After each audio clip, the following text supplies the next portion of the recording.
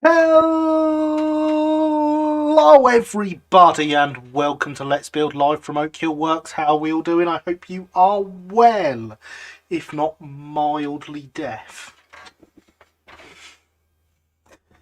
Yes, we finally return with the Invalid Saloon.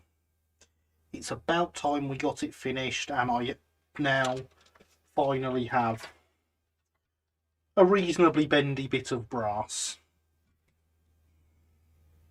So we should be able to put some bends in this one, unlike the last one we tried. Oh, and James, as a very happy divorced man, I can totally agree with the whole never get married thing. Works really well. It's the key to happiness. Looking rather blurry. Oh. Oh dear, that is not good. It's quite a volume difference between the music and the intro. Ow. Definitely not intended in any way whatsoever. No. Sometimes my intros are energetic. Those times are when I have intros. I mean, if you wear headphones, ouch your ears. Definitely. Hopefully Tom will be able to hear again shortly. But yes, good evening Tom, how are you? So you can see, whilst we wait for Tom to reply, that I have a roof on here. That is the layout of the roof for the carriage. It is what resolution are you streaming at? I'm streaming at 1080p, as always. 1080p at 29.97 frames a second.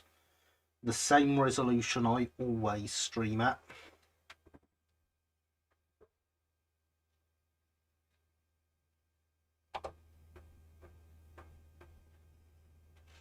Using 22% of my processor, going out over the internet at 2,816 kilobytes a second, if we want to get all technical. Well, it must have been autofocus. Must have been. Really, I always get 720p. I'm also getting 720p as well. Yeah, I stream at 1080. I always stream at 1080.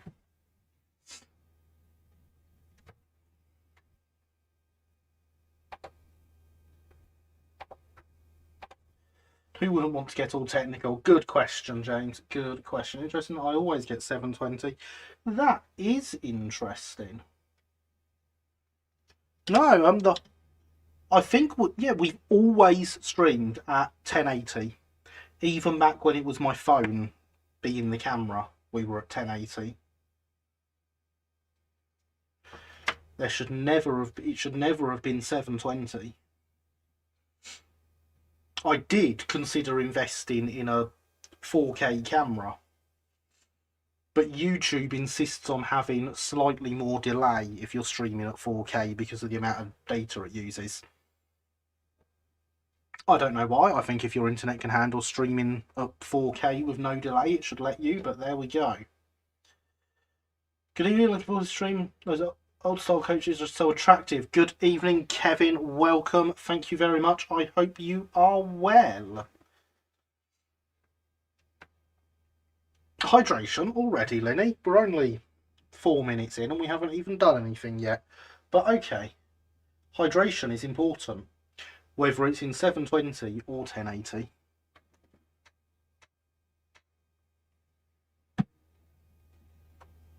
So yeah, the plan for tonight is to get the detail on the roof, get the roof bent into shape, and get it on the carriage.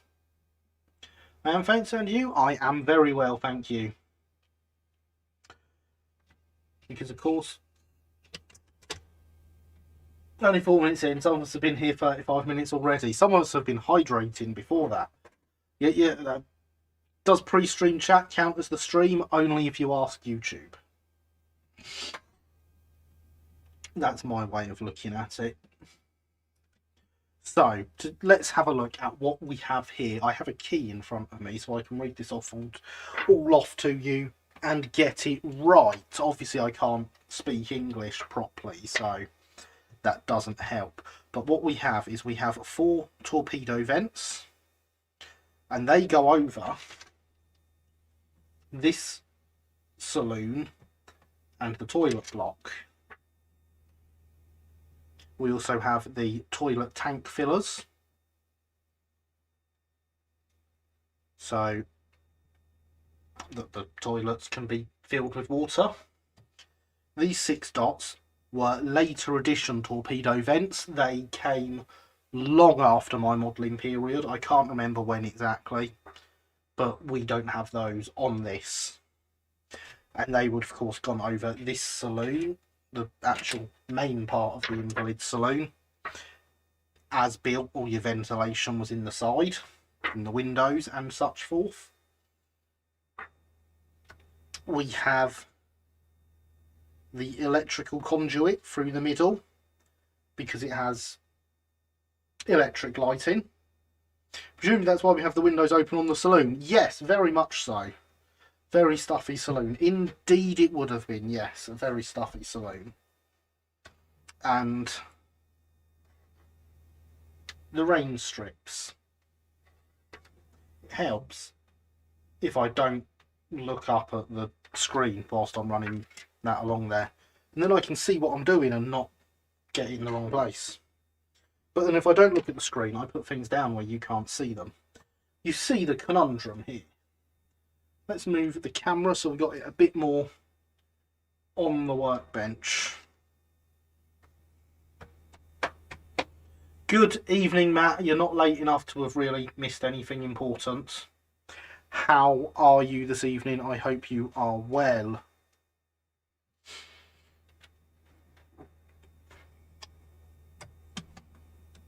So yes, the first thing we're going to do is have a look in here. I have not knocked that down. We don't want to knock that down. That is the Oak Hill sign off of Oak Hill. Let's put it there where we can see it. Yay, we can see it. Did we decide what was wrong with the Invalid consumption? Was it? I mean, look at he appears to have a broken arm. Look at him. Oh, I genuinely want to use this figure and correct his arm somewhat, because the pose he's in just doesn't look natural enough to be in a loco to me. So I'm thinking I'm going to chop him up and use him and put him in the bed.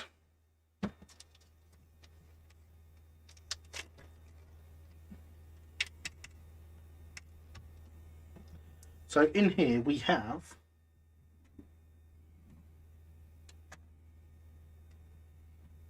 our 4 torpedo vents, which are very nice lost wax brass castings.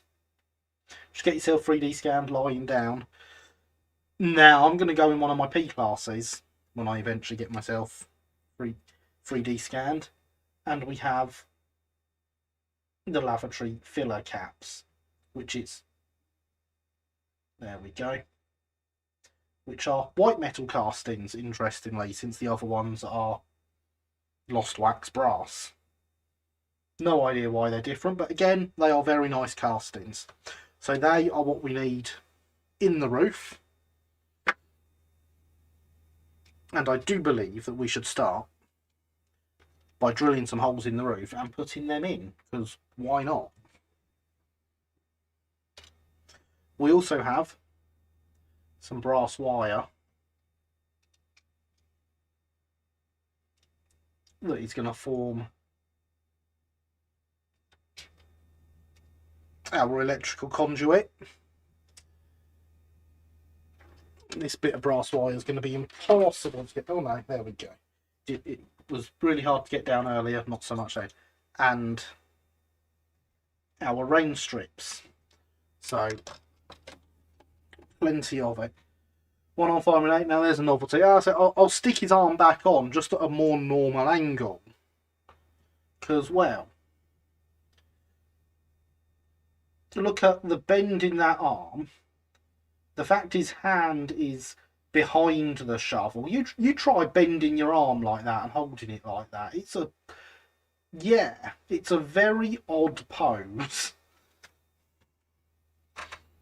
So it doesn't look natural enough to me.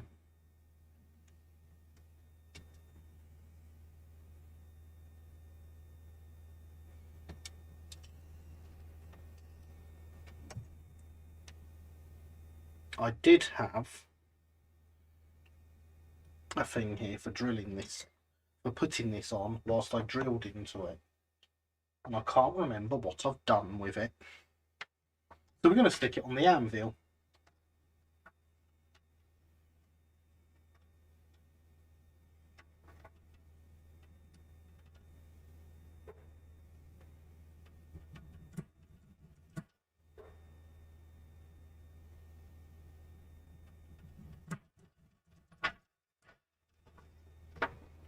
It'd be better if I put it with the hole over the hole rather than off the edge, but shh, don't tell anyone.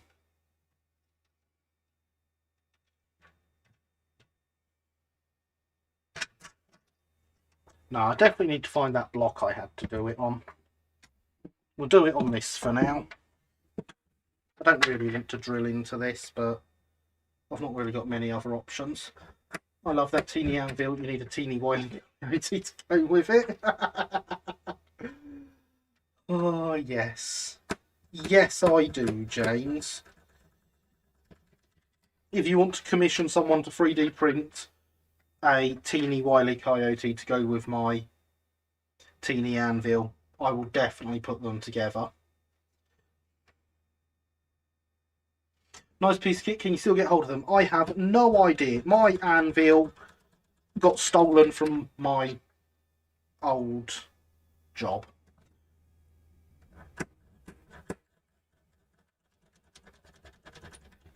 Could you use the bottom of the wooden roof to drill into? Yes, but I don't want to. Don't drill a hole in the anvil with big country song. Good evening, Andy. How are you? I hope you are well.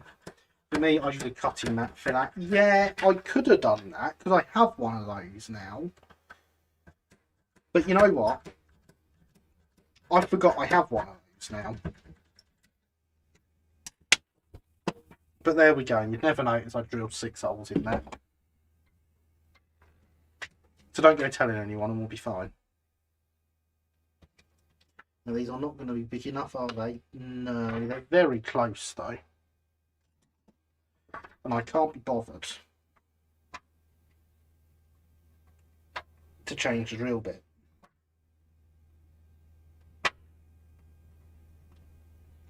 Because the one I keep in my other drill will be way too big.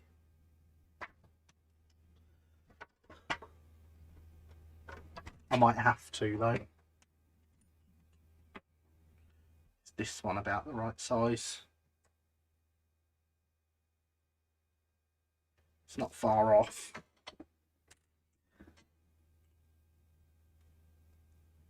And there's the bot saying remember to smash the like button or give it a gentle tap if you would prefer.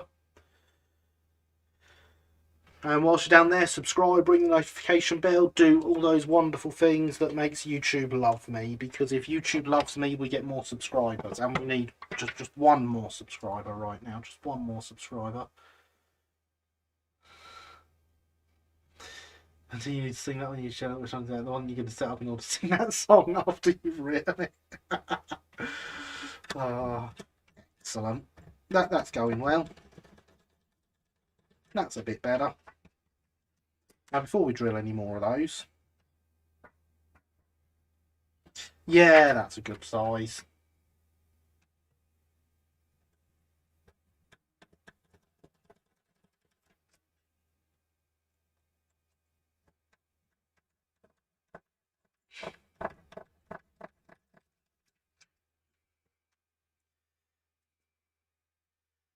Oh, I have the verse there.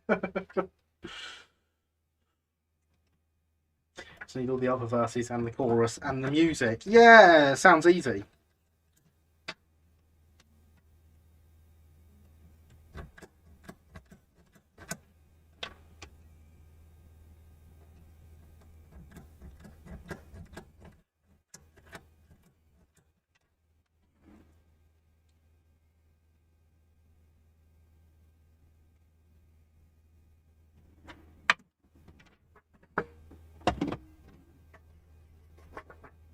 There we go. So they should now all be able to drop into their respective holes.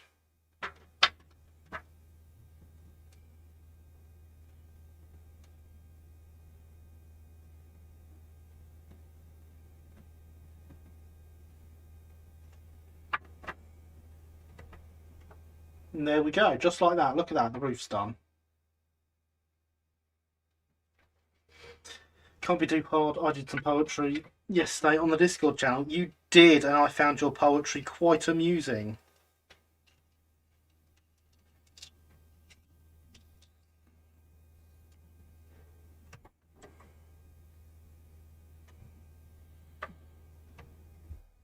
Next thing I want to do, I want to be able to solder the electrical conduit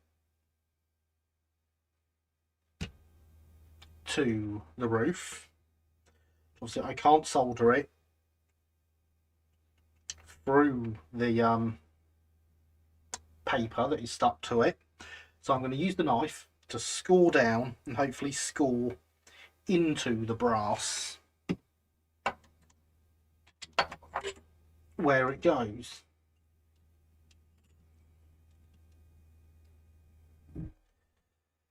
I really enjoyed that. That really spoke to me.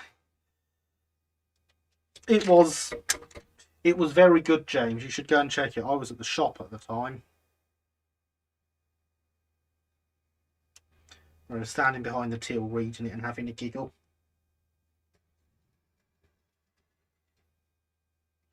When chopping down the side of your straight edge, trying to score into the brass, what helps is if you stick along the straight edge and don't stray off into the brass.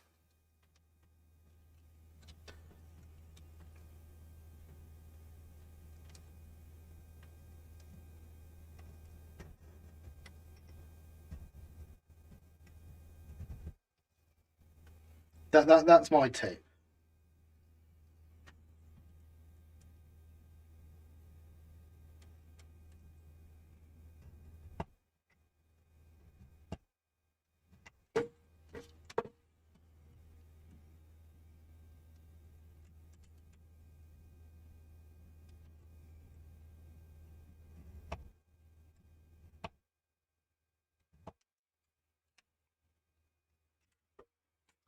I found it, yes, that's very good. Did enjoy.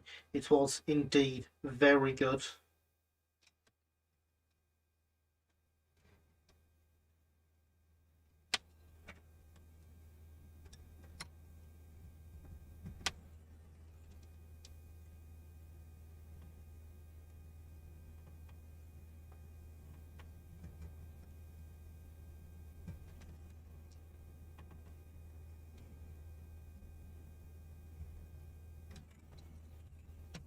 There we go. So,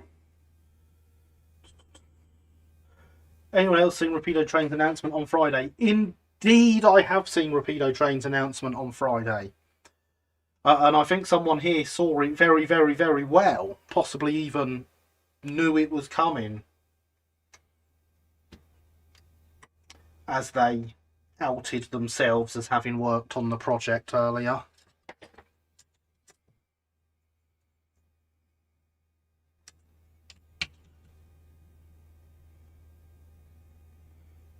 Not a good ruler to try and measure things with this.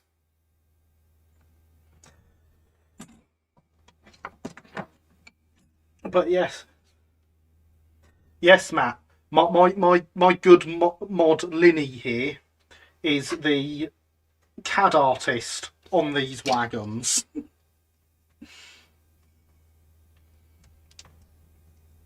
And has been keeping it quiet from all of us.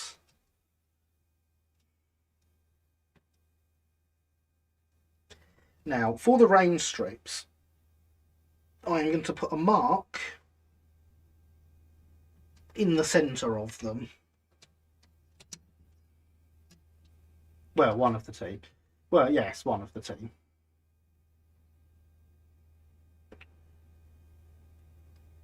No, that is what I meant.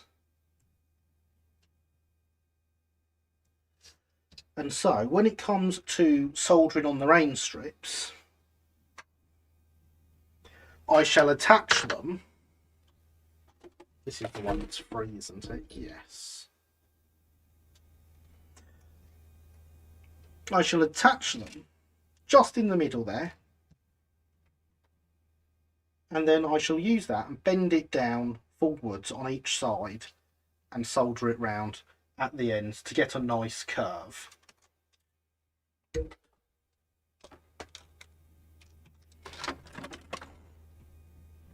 That is the plan.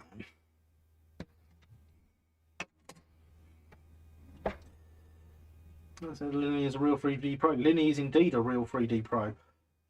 Also had inside knowledge of them since they went to Toolin. I've heard many things about what Rapido want to and are working on for commute to Rapido. Good evening, everyone. Good evening, Heritage Railway Productions. How are you? I hope you are well. So yes, in theory, I can peel this off. I'm not going to, because I've just remembered I can't. But in theory, I can peel this off and have all the markings on the brass. But first, of course, I need to cut around it. And we're just going to use some plain old scissors for that.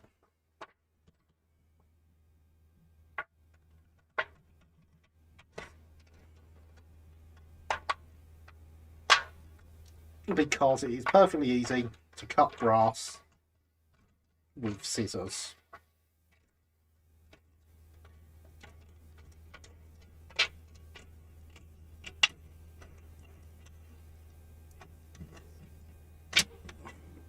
Like so.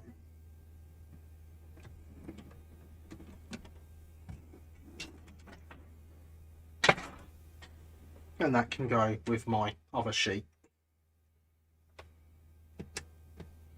You are well. Excellent. I am glad you are well.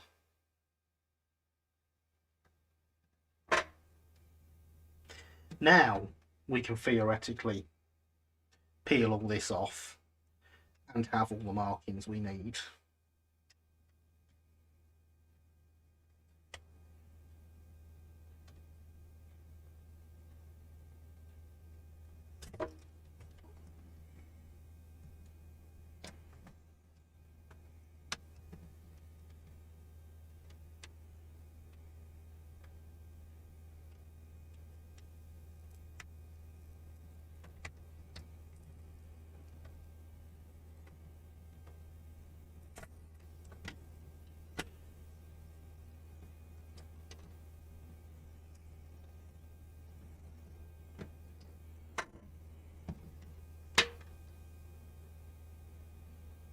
Of course, the problem here is that double-sided tape is rather sticky and likes to stay stuck.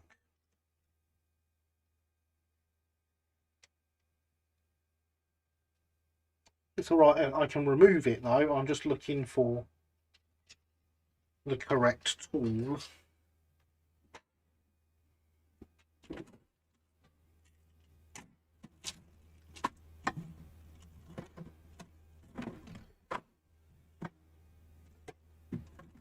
Oh, good.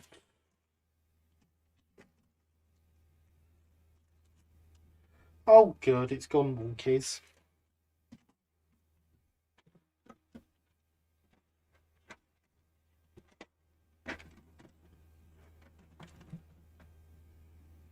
So the double-sided tape will come off nice and easy with nail varnish remover, but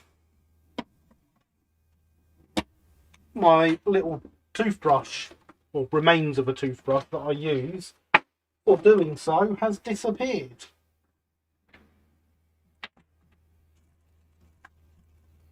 And I would like to assure everyone that it is not because this is all messy. My workbench is nice and tidy. Look, the lights are turned off though. Maybe I'll see it now I've turned the lights on. Yes, acetone, James.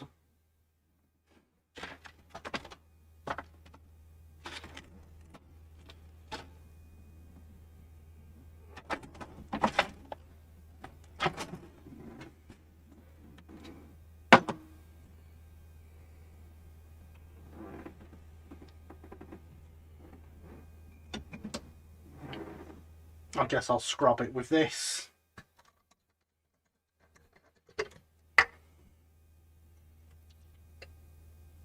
It's after all the acetone doing the work.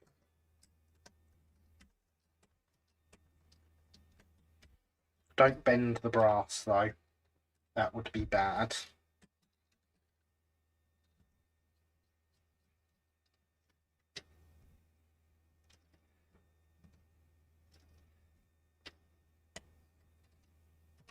But you can see there the difference a few strokes of the acetone makes. Even if we have bent the brass all out of shape, we can fix that.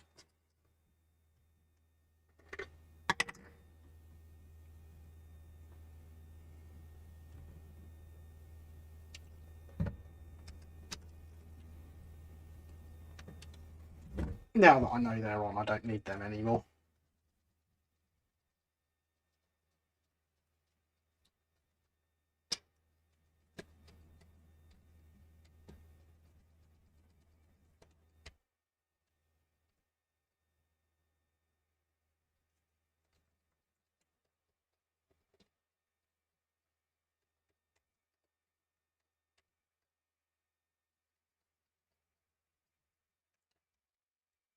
So interestingly, on this side that I'm cleaning now, it appears it's just the adhesive from the double-sided tape that's on here, but on the other side it is actually the double-sided tape.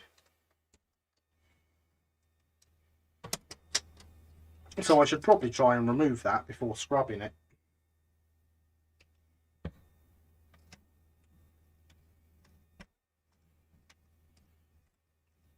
It looks like we've got the double-sided tape down here as well, so that's not coming off quite so easy.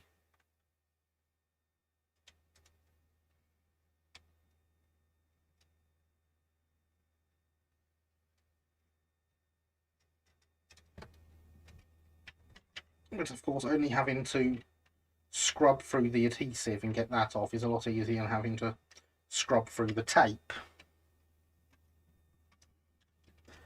And there is a link from the bot to my Twitter. It wants you to go follow me there, if you don't already.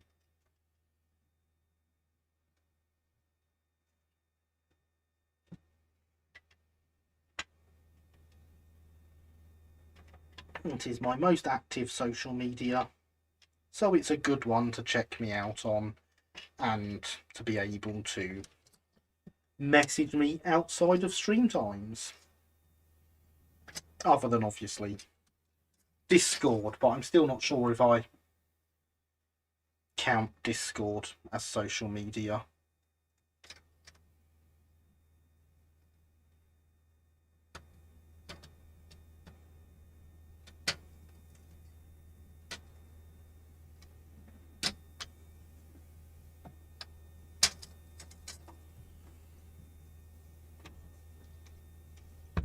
Proof disappearing teeth. Yes, this is definitely bad. That they are. I keep my teeth safe in my medicine cabinet in my bathroom, so they never disappear. How goes work in the shop? Work in the shop goes very well. We bought a very large collection of second-hand stuff, which has been interesting to sort through. I currently have 25 logos from that collection here with me in the works, where they will be getting a service before going for sale.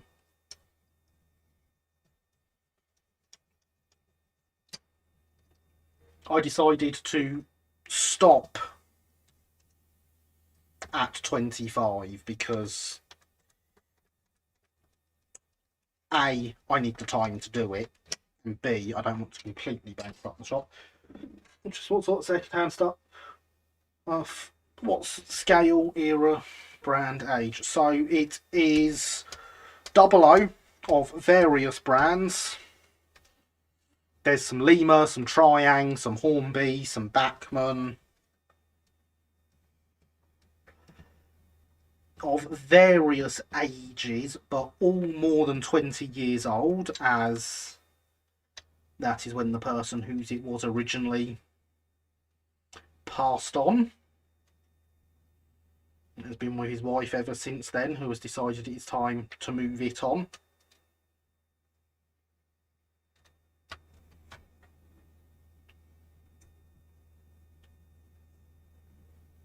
So there is a mix of stuff in there. Some of it is ready to run, some of it is kits, some is scratch built. The man who had it was clearly a good modeller who knew what he was doing and did not mind tinkering with stuff. So it's not been affected by Hornby's new tier system. There's an interesting one. I'm still waiting for official communication from Hornby about the tier system. I have only heard of it through press releases from other sites. I've not heard it firsthand from them yet, which I find rather irritating. But there are, so somewhere in the box next to me is a working but in need of a service bullied leader. Completely finished, painted, it's absolutely wonderful. And potentially already sold. Would it be easier if you would soak double-sided tape in the fluid for a while instead of scrubbing? You would think so, but I don't find it makes much of a difference because I have to scrub it off anyway. It would be easier if I had the toothbrush, but not by a lot, when we are basically there now. So I don't think there would be a lot of time saved by soaking it. See, we do now have a very shiny piece of brass. Southern modeler of the 40s, any i3s? There are no i3s, and I couldn't call it a Southern modeler of the 40s because there's 6 A4s, there's several A3s, there's a streamlined LNER B17. Again, potentially already sold.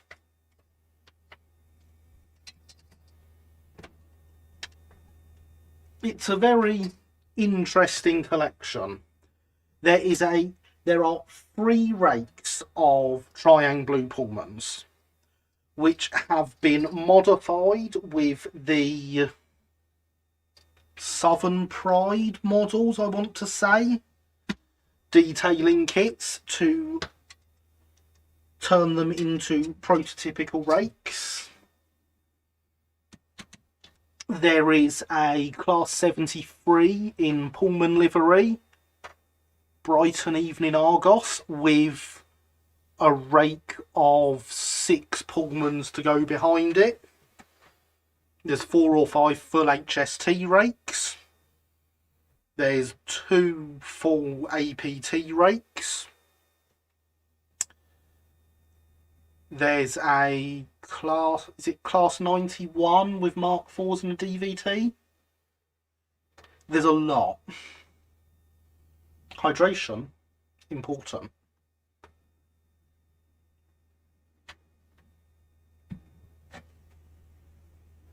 So yeah, there's a lot of interesting stuff in there. Right, so at this stage I am going to now, so we'll look at what we've got. You can obviously see the lines for where the electrical conduits are going to go. You can obviously see the holes for the lavatory fillers and the vents. What you probably can't see quite so well, there's one, are the dots that I made there and up here for the rain strips. If you heard anything more on Seth recently, there's a thread on ROA suggesting people have had trouble contacting it after sale to Squires. I mean, Squires are listing stuff for sale on eBay now, so it's at least partially running. Squires also appear to have acquired some other ranges that they have been relaunching.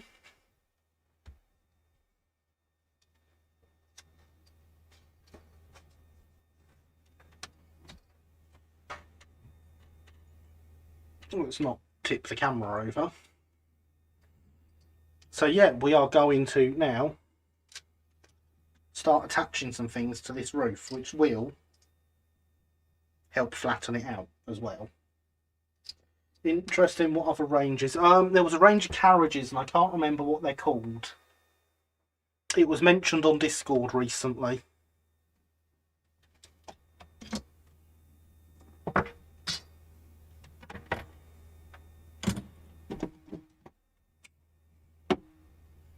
So yes, so it's soldering iron on time.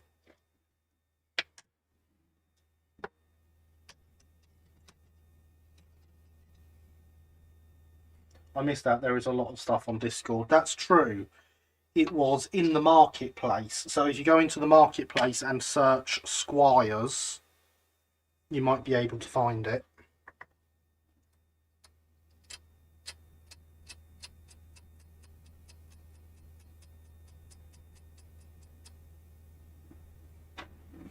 What carriage were they, do you call? What railway? I cannot remember. I can remember zero details.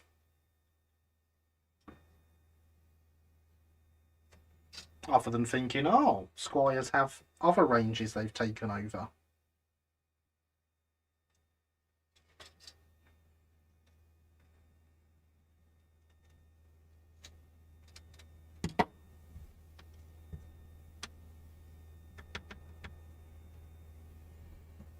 And the iron is hot.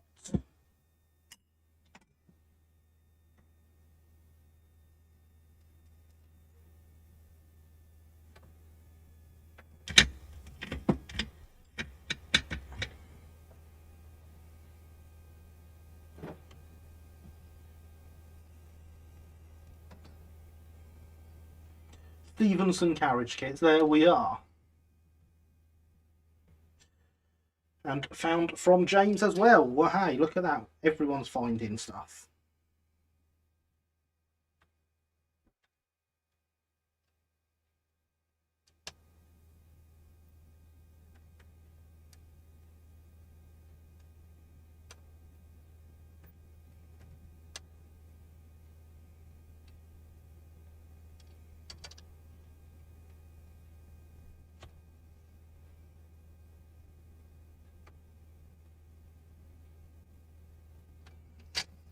And there we go. That is at least partially attached.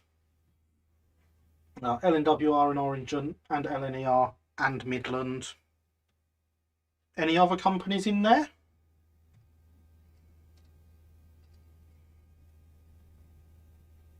Because that's an...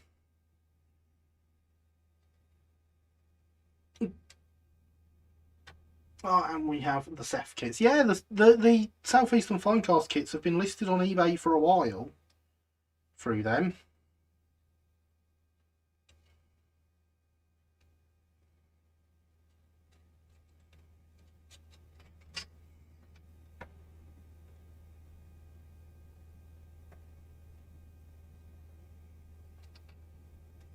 Not that I've seen so far. Okay.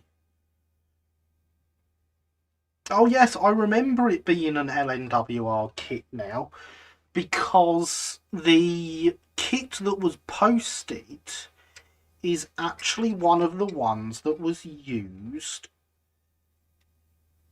on the Sunny South.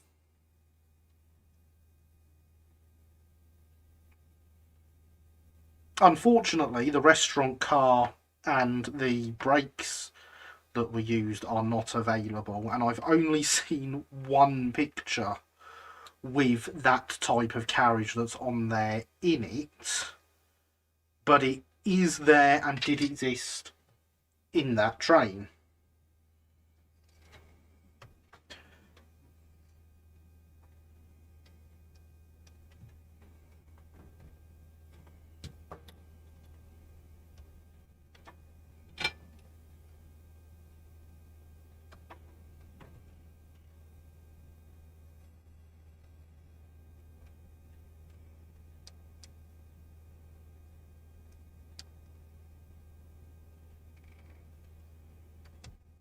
Found the i3. Excellent.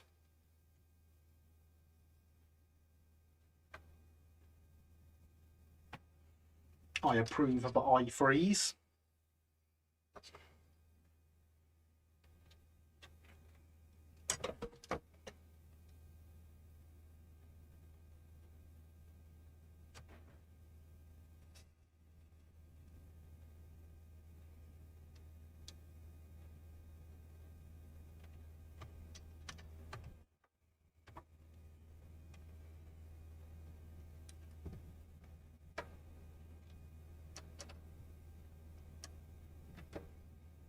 Nope, it's too big and metal and heat sinky.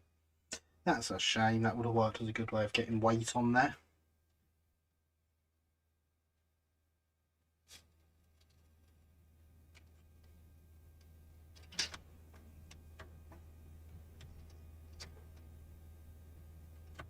Oh no, it's moving over.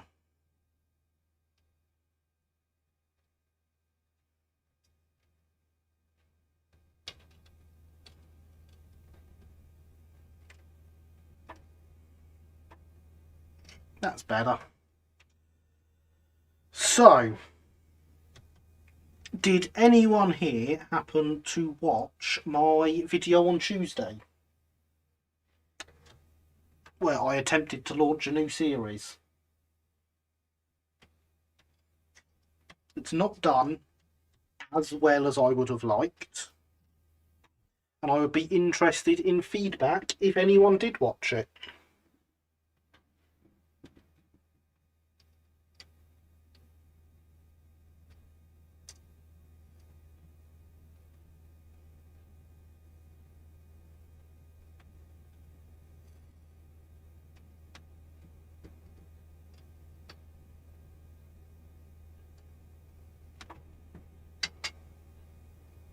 Tuesday video, I think so, let me run myself.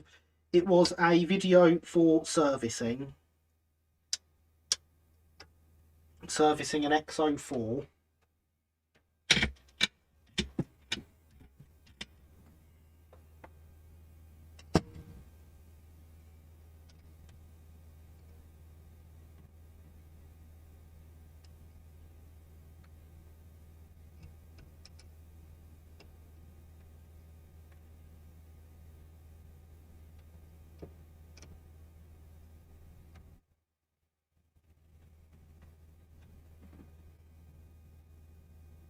Draft feedback might have been even more interesting to see before and after running characteristics.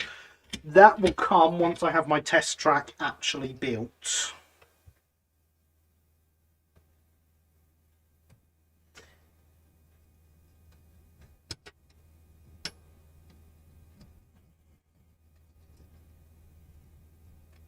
But yes, thank you, that is helpful.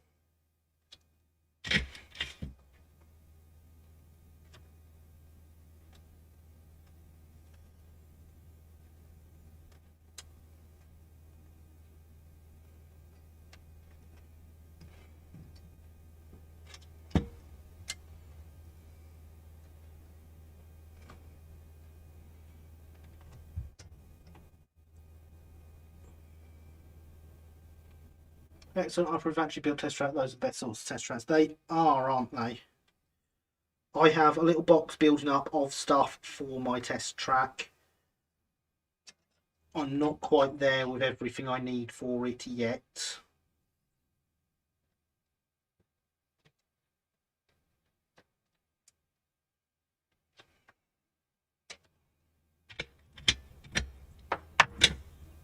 It needs a DCC controller for starters. Somehow missed the video, had a busy week. Fair enough, busy weeks happen. I won't hold it against you.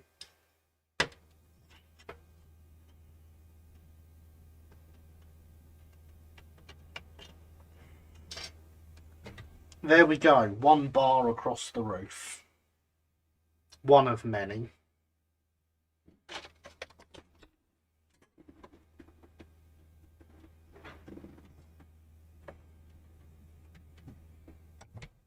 Put this in here to hold it. I'm going to punch the camera because that's what I always do. Roof bar. Yes, this is our electrical conduit roof bar.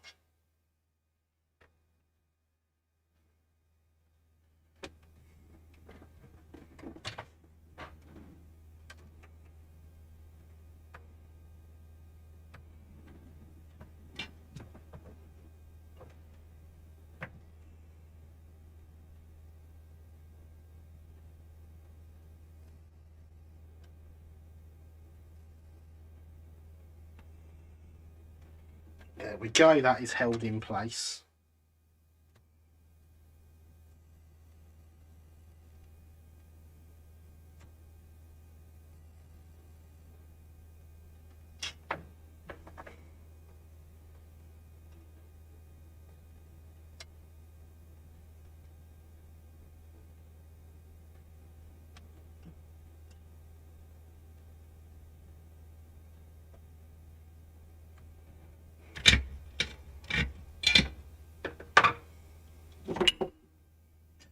But yeah, at the moment it's rather awkward with servicing and testing locos because I test them at home on the wheel cleaner at the moment.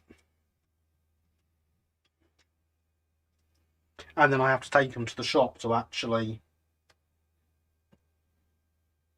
test them properly.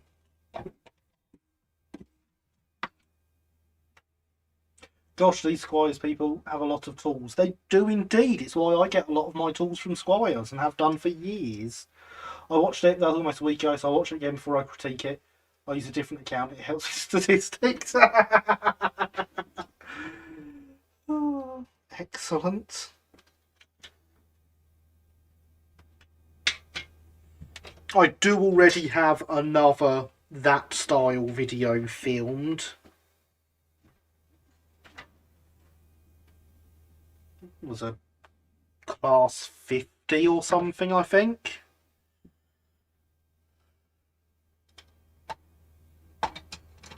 Genuinely can't remember. Gaming the algorithm. Exactly. And why not?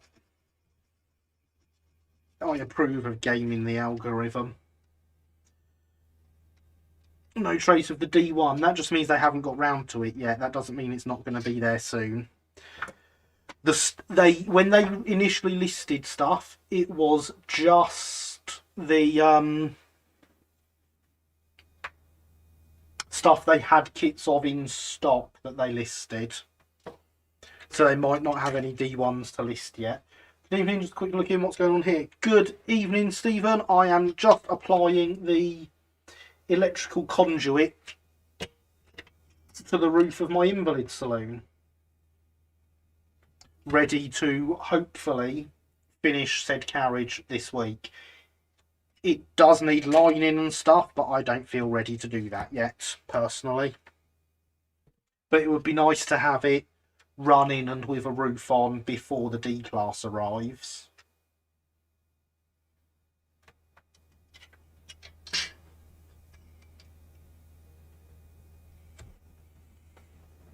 Improve of class 50s, I thought you might. There's the chassis for the D1, I see. Oh, is there? They must have one of them then.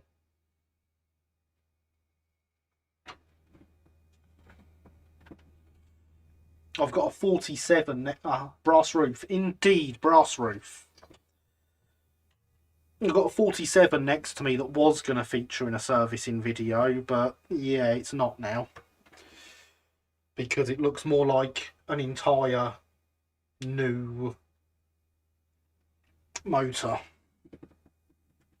They don't seem to come with wheels. They never have come with wheels. I have always bought scale link wheels to go with my Southeastern Finecast kits.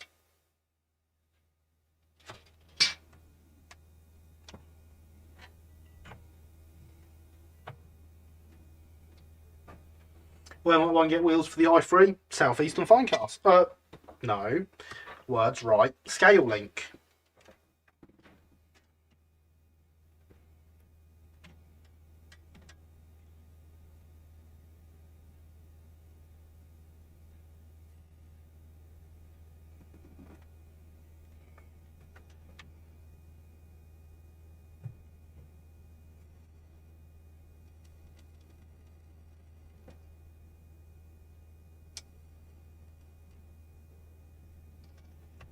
So I do know the word.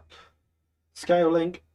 Are they the people who will be retiring soon and whose equipment is worth 1,000 times their annual turnover? Yes, that's the one. If no one picks up the range, the loss of scale link is going to be devastating. It is indeed.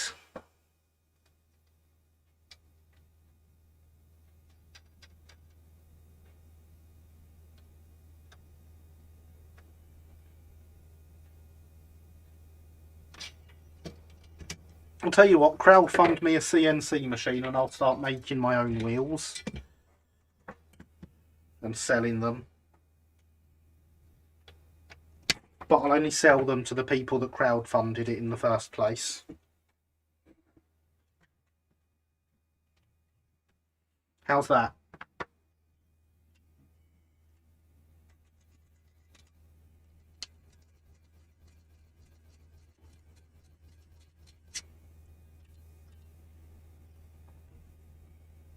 We're getting there with these details.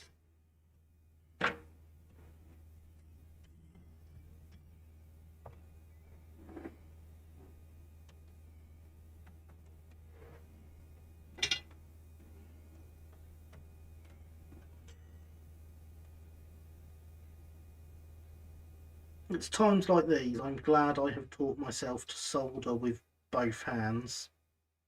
I can't do anything else with both hands.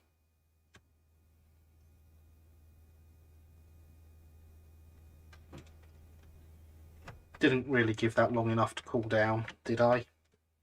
That was silly.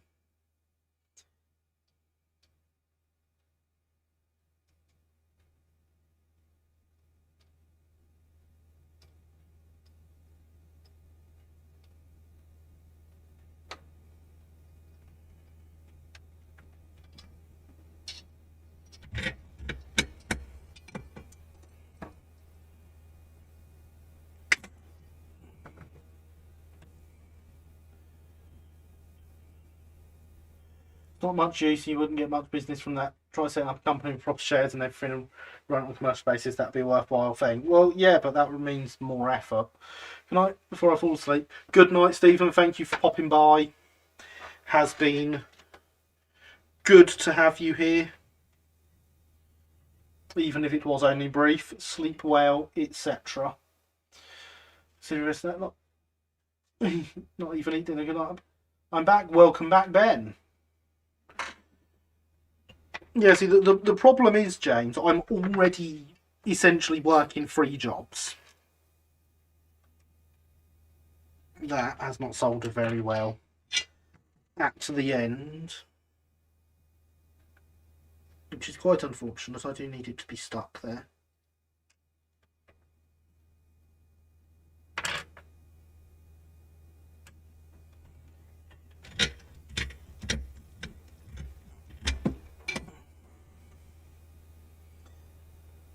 If you had a wheel company, you could sell them in the Eastbourne shop. 3 jobs, I'm aware of 2. That's a lot of jobs.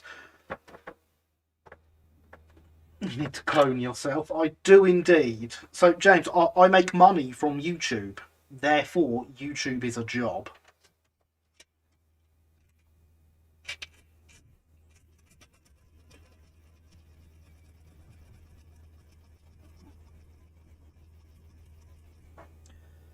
But on a similar vein, and what I'm classing in the same realm as my YouTube earnings, I have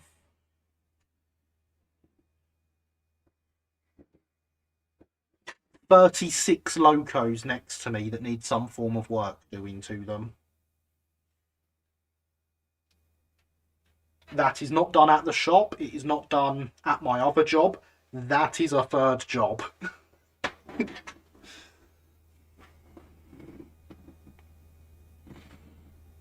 Hydration is important.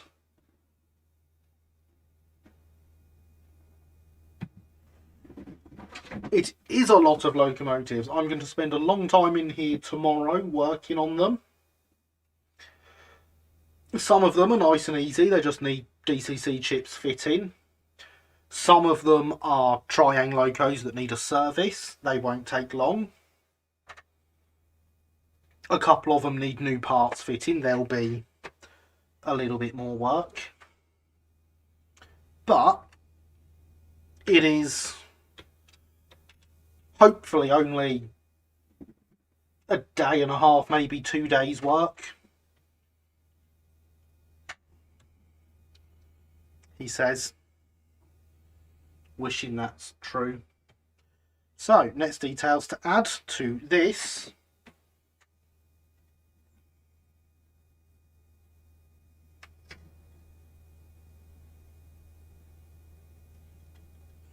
are not torpedo vents. We're not done with this, the electrical conduit yet.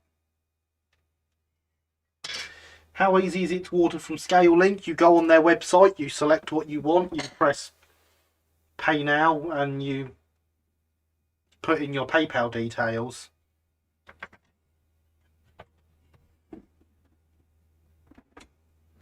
And I'm sure that is exactly what you wanted to hear, isn't it, James? They have an online shop.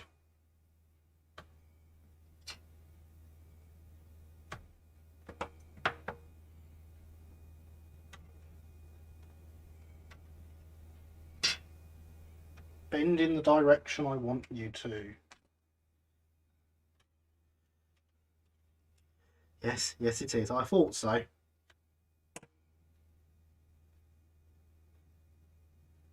Which of course makes it even more of a shame that they are going. I don't know why I'm cutting that, but you know what, I'm going to cut that bit off.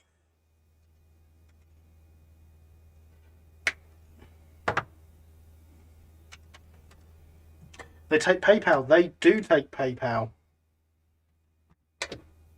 Ten Javier, Logging Railroad. I have a cabin by. It was only 116 miles long and had 35 steam engines, similar to a model railroad in that way. But I currently have more locos in this room than they had. I also own a significant number more than that. So yeah, very much like a model railway in that sense. I agree. Now if I put a bend there,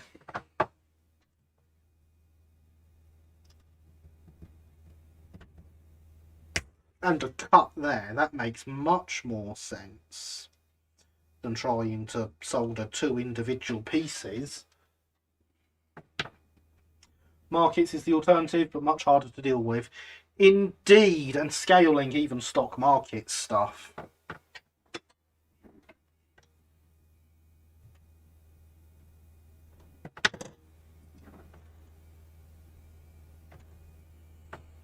There's always Alan Gibson as well.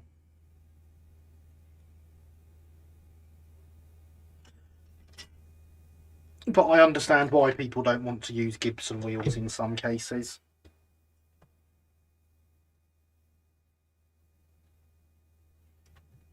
Mainly the whole quartering thing.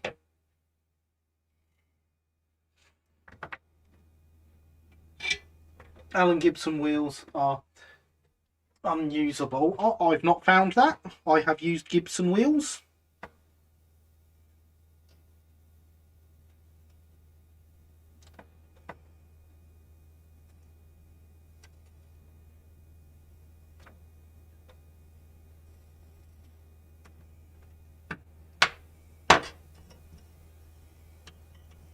Companies, well, yeah, I'm not going to dispute that for a second, Alex.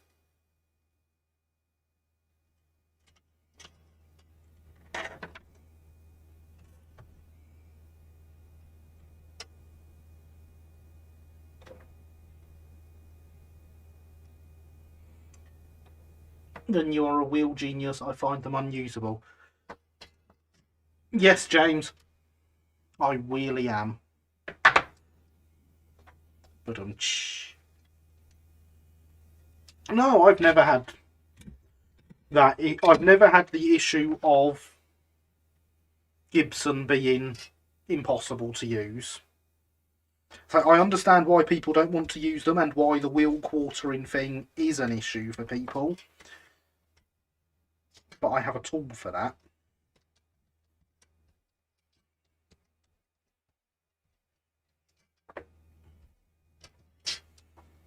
I have a GW Models wheel press. You tried the tool, you failed with the tool. I found the tool unusable. Fair enough. I have not found the tool unusable. I have found the tool okay to work with. Once high level restart production of their stuff, I will get the motor and gearbox I need for my Millwall extension railway tank. which has Gibson wheels because it's a Manning Wardle and I wanted Manning Wardle pattern wheels. And we will do the Manning Wardle wheels with the GW Models wheel quartering jig on stream.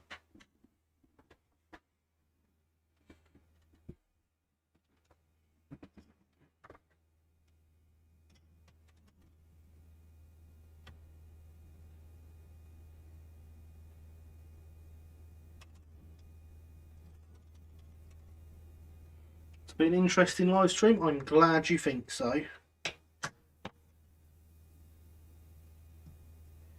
I've been promising myself I'll get that logo done for years.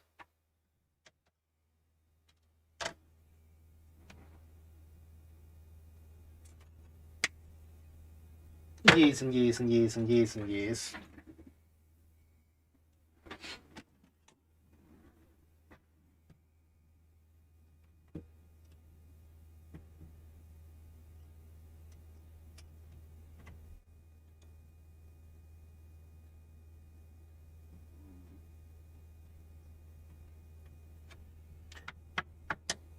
Yeah, that looks alright. Incidentally, there was something on our web recently about the Pico Bullhead range, some suggestion of new products this autumn. We shall see. We shall see what they have coming this autumn. I need to speak to Pico this week, so I might ask them.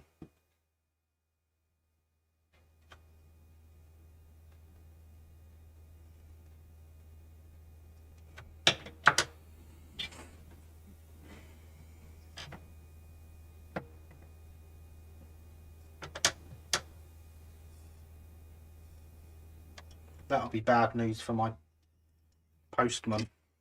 So it'd be interesting to know how you get on with that. Well, if there is anything to report back, I will make sure to do so.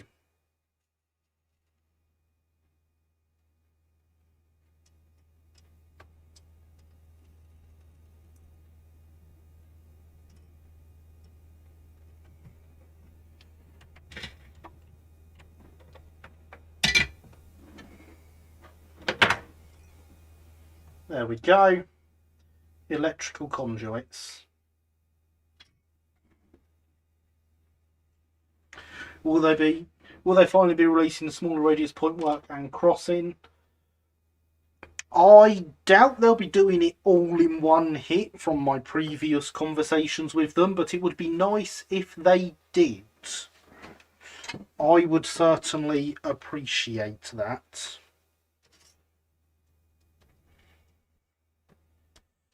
You'll notice I've been being reasonably good with this, unlike when I'm usually soldering, and I've been using the acetone soaked, I want to call it a duster, but it's definitely more of a rag these days, to wipe off all the excess flux, so we're not going to go green. Always good to do things properly, people.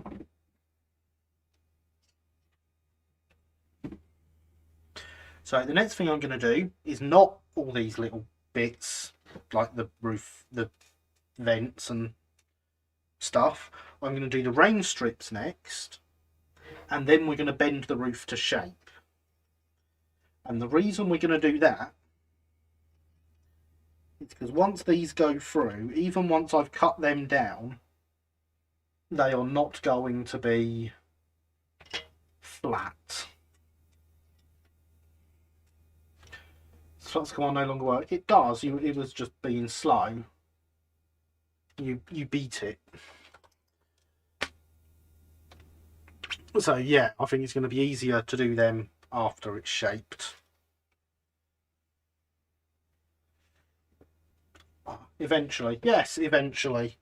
The chatbot gets round to things eventually, and you are quite right, James. Hydration is important.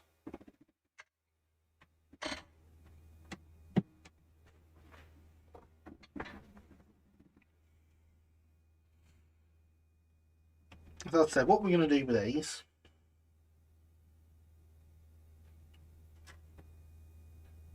is we are going to solder them in the middle. I'm going to try and straighten this out a little bit.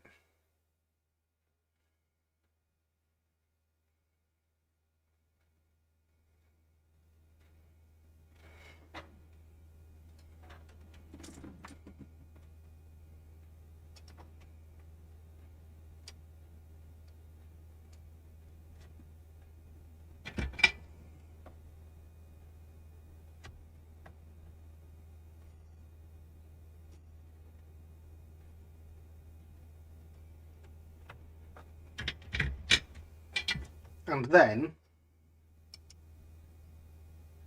I can bend them round and it gives me a nice smooth curve.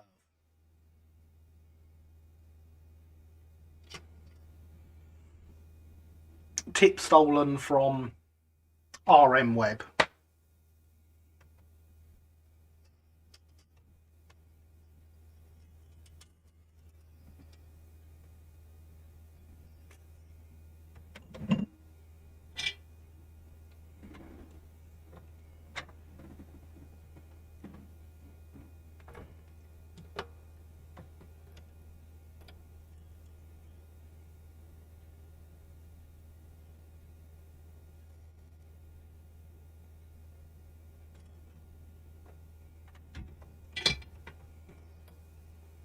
Nice smooth curve. On a totally unrelated topic, have you ever played AI Dungeon? Is that the one that we linked to on Discord the other day?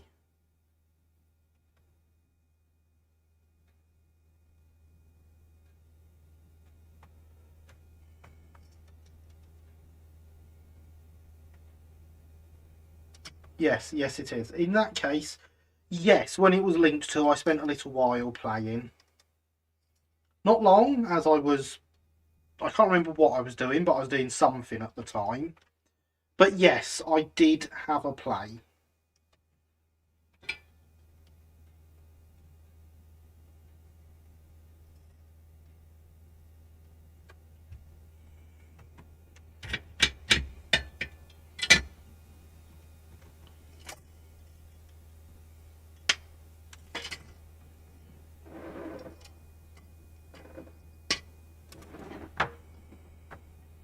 Nice even curve across the rain strip.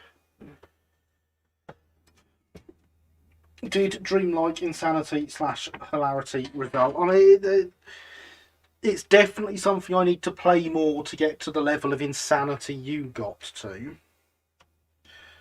But yeah.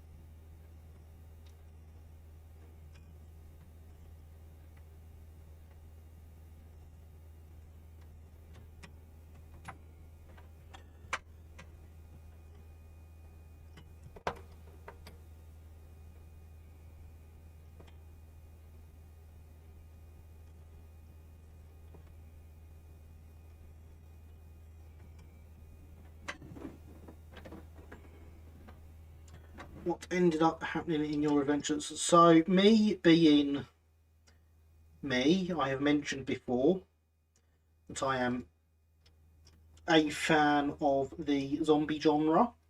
So I was playing I played one with zombies because that was an option it had. So why wouldn't I?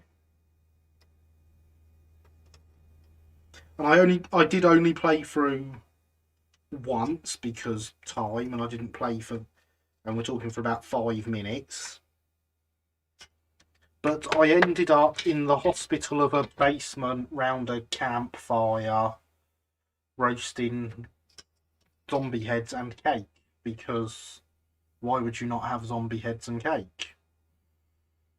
Obviously not roasting cake, but you get what I mean.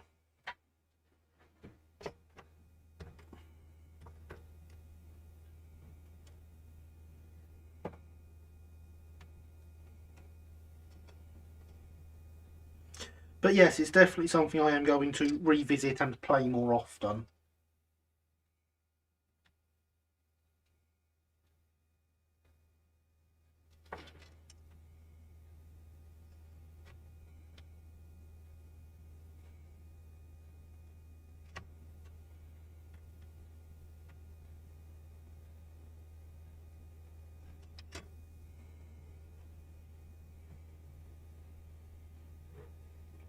Okay, so I also found the i3 chassis. Excellent!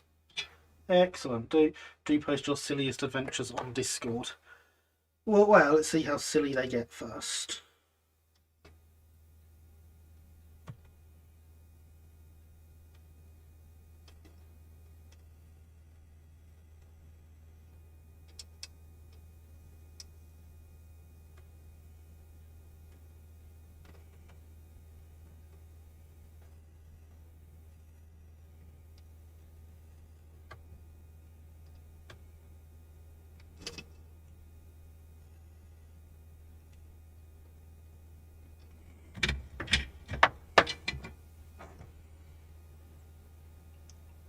I tried the zombie one. I ended up having a discussion with someone called Dave about finding anchor tenants in the mail, and the large and nepotistic empire of the elusive mall owner, Mr. Reynolds.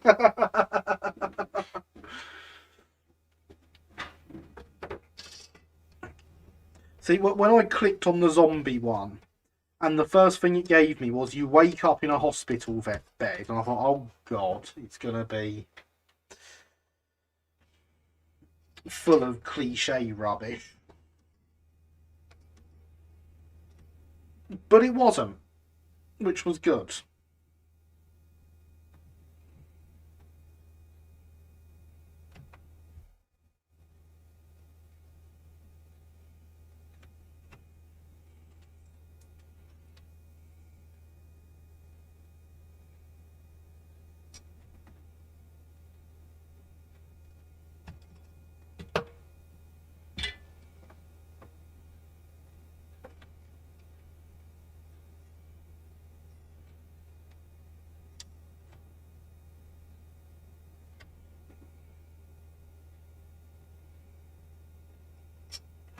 Mr. Reynolds was apparently the accountant and the owner of the mall. His son, Jack, was the car park attendant. His daughter, Emily, worked in the computer room.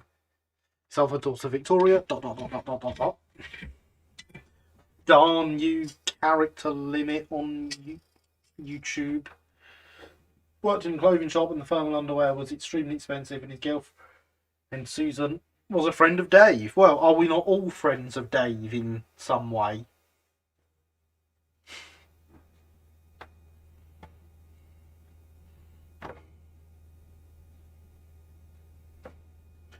As we have discussed previously, James, all modelers are Dave.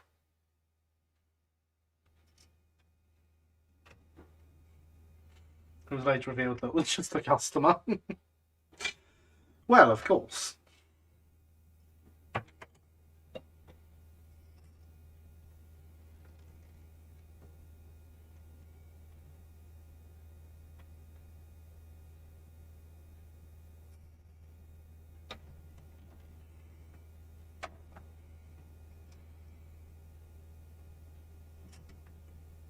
These are the names I know. Said all Australian modelers are all called Bruce. Well, yeah, but that's all Australian people, not just modelers.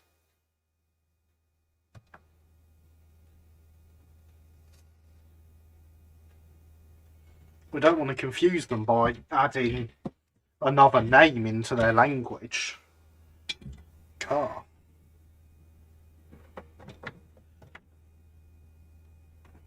My favourite one so far was a Dragon's Lane adventure where I turned up at the castle as pest control and then proceeded to lay poison bait for the dragons. Well, why not? it's what am I called? Sheila. No, Sheila's just a word for girl. They're all called Bruce, but they are Sheilas. See? Sheila just means woman.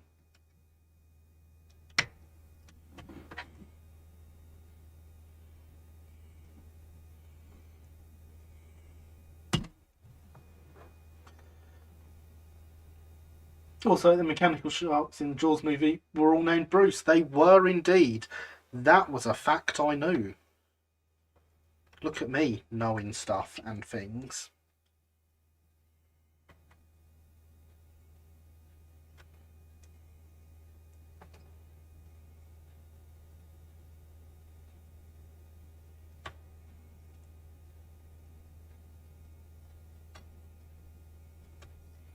I think YouTube told me that once upon a time. I don't know it for reasons of being clever.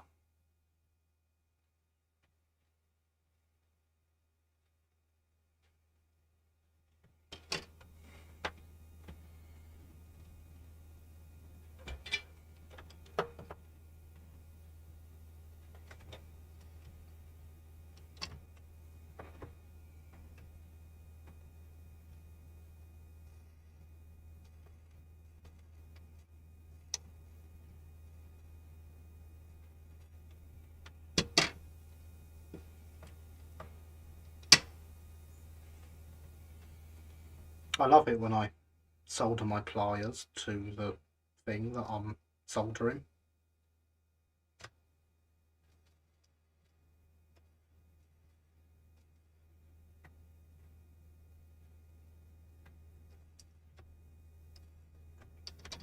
I should start using my ones of these that aren't heat conduct, or my tweezers that aren't heat conductive to do this.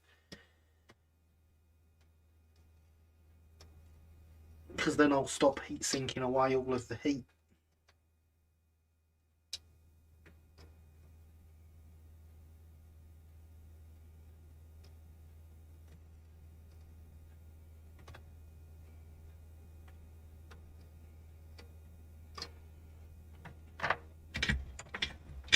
Solder your pliers, but aren't they made of steel? I mean, I've never checked to see if they're actually made of steel.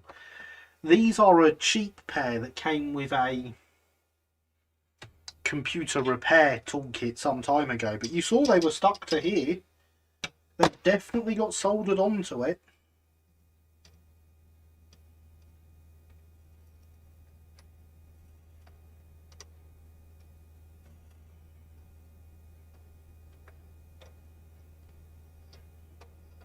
And now I have cleaned up the bit of solder where they were.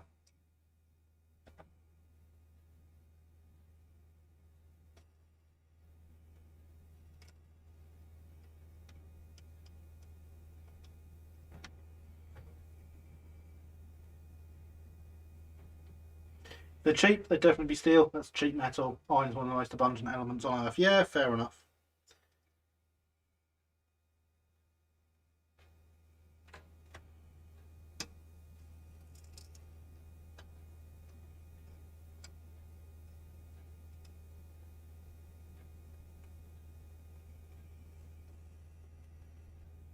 That they came in a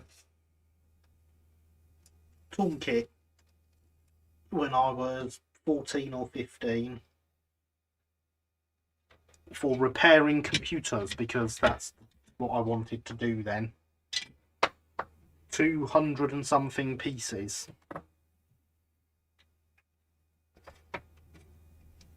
In said toolkit. The idea was always that I'd start out with that and then upgrade the tools as time went on.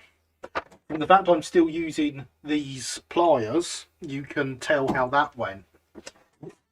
In fact, that briefcase down there is the toolkit.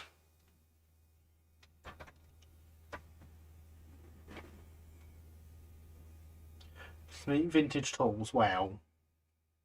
Not sure they class as vintage yet, but they're old. Albeit not as vintage as some of those my father's given me from the 1950s. Very nice. When you were 14 or 15, I didn't realise I had computers that long ago. Ha ha, Tom. Ha ha ha, you are so funny. Delightfully 20th century, exactly. Computer when I was 5 and I'm Gary. My father was working on computers when he was young. Yeah, Tom. Told you. Now we're going to see just how impossible we've made it to bend this by doing all this stuff first. But I'd have ruined it if I did it after, trust me. I thought about this a lot earlier. Albeit these were not home computers, but huge things in dedicated buildings. Well, yes, as computers were once upon a time. Although, on a related note that I'm sure Tom will very much enjoy, my daughter did come up to me yesterday, look at me and go, "Dad, your eyebrows are going grey," and then walk off.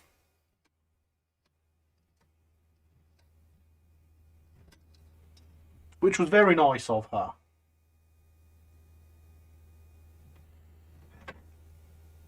I really appreciated knowing that my eyebrows are going grey. Look at me punching the camera again. It's probably those big grey eyebrows getting in the way of me seeing. That looks though it needs ironing. It's a bit wibbly wobbly, but it'll be fine. Used to have to mark the bad sectors on cylinders manually. Yeah.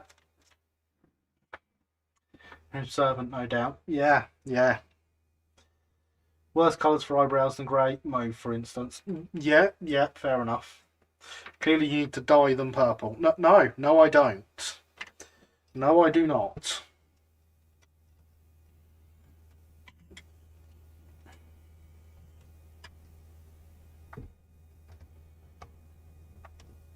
But let's see, we'll just give this a roll.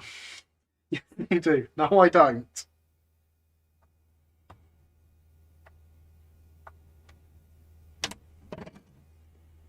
And it's already curving. See?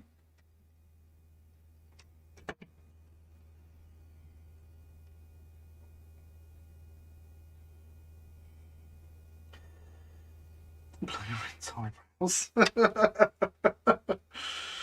Making pastry with your roof. This is yes. My roof is pastry, James.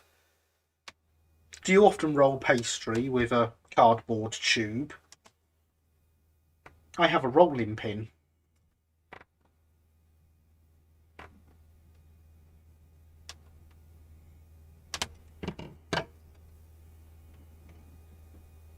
It's getting there. Definitely getting there.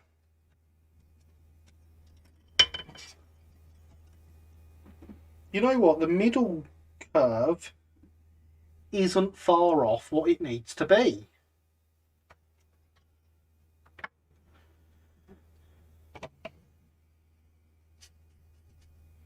Rolling pin, I use it for Welsh cakes. I approve of using your rolling pin for Welsh cakes.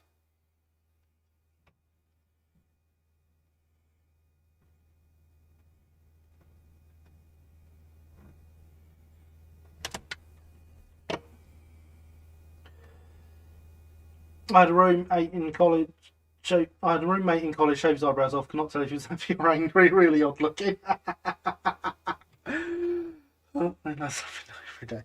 So yeah, for those that haven't seen my roof bend, that's too far now. For those that haven't seen my roof bending method before, it's a tea towel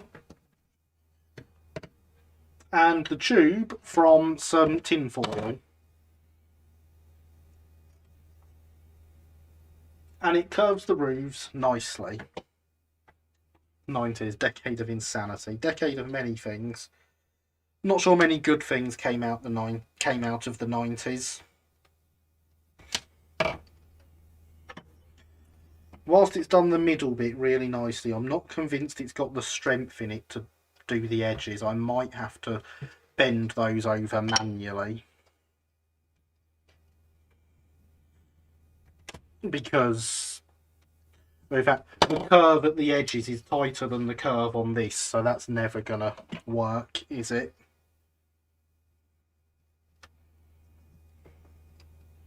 But we have got the centre arch correct.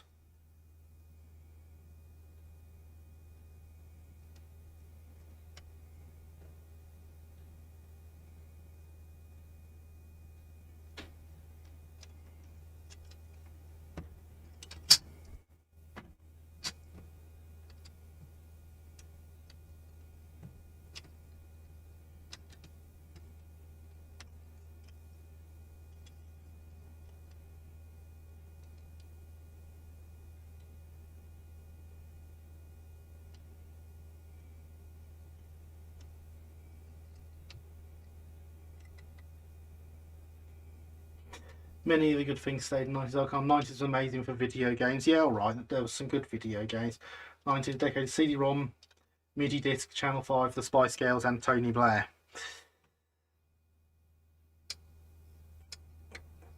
Quite a few things I've do with those every decade. Well, true. That's decent TV. True, I've was a joy. The Spice Girls thing about Tony Blair. Poor. I can't work out who to feel more sorry for, the Spice Girls or Tony Blair.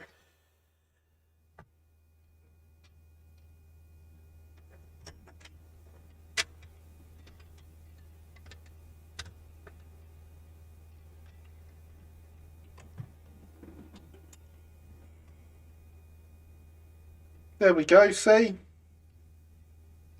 It's a roof.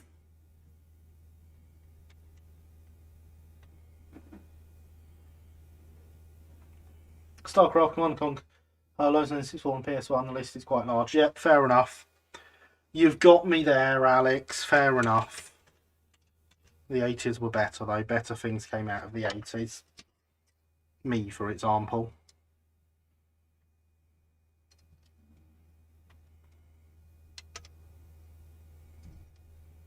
Did like SimCity 2000 of 1993. Oh, I remember playing SimCity. I remember playing SimCity 2000, in fact.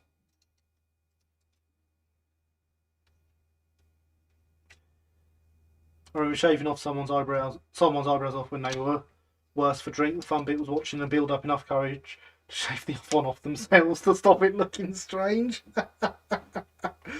Brilliant.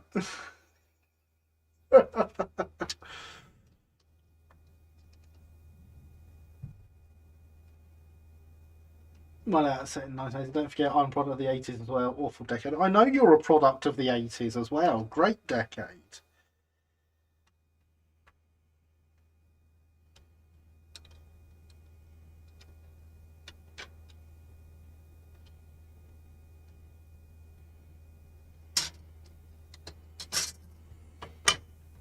I would love to say that the 80s are an awful decade, but I can't. Because I do, quite genuinely, own a leather jacket, a pair of aviators, and a copy of Top Gun on DVD.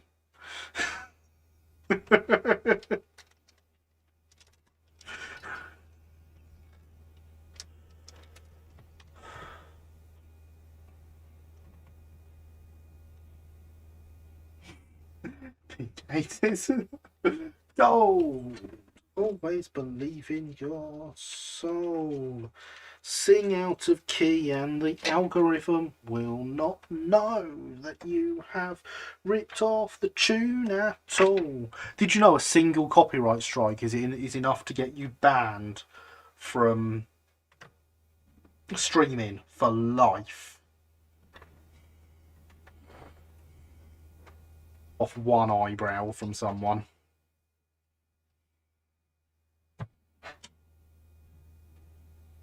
This is why intellectual property should be abolished completely.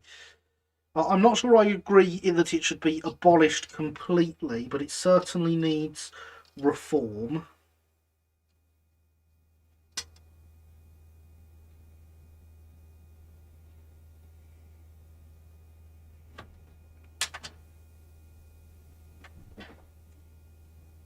No, you've lost the solder. How dare you? There it is.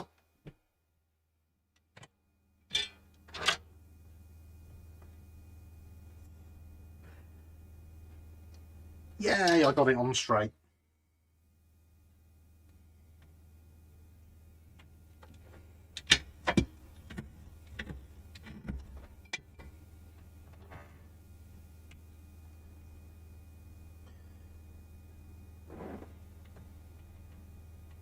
I'm with Alex here. Let's not go into it now. I'm happy to have this discussion, but here on the live stream is not the place for it.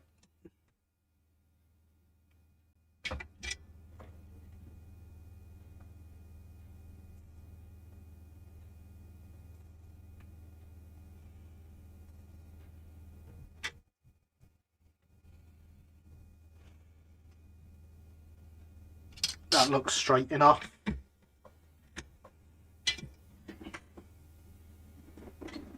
Where's the rag? I've got flux on my finger. There it is.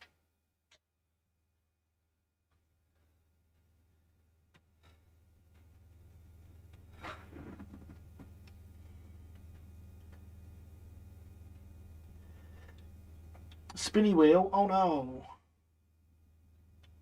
I've lost stream. Went for it 1 second. Gary said, "Get banned for life." I thought, wow, they are fast. And back. I am glad we are back. Had that too, but pressing live got it back again. I have not dropped any extra frames. I am still at 116 frames. Dropped, which is about 4 seconds worth. 4, always said 4, it never said 3. I don't know why you think it said 3. It's most enjoyable for video. Nice one. Look forward to next stream. Oh, it's not done yet, Kevin, but obviously, thank you for joining us if you are leaving because it's crashed. But yeah, we're only about halfway through if you are there still.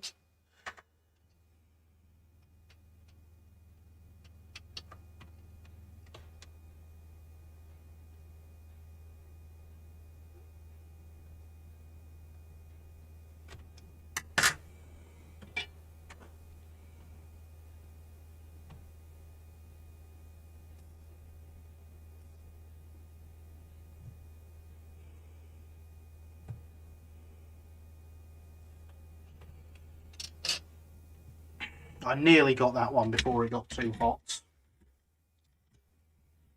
Well, yeah, I thought it was near the end of the allotted time. No, we've got another hour and a half nearly.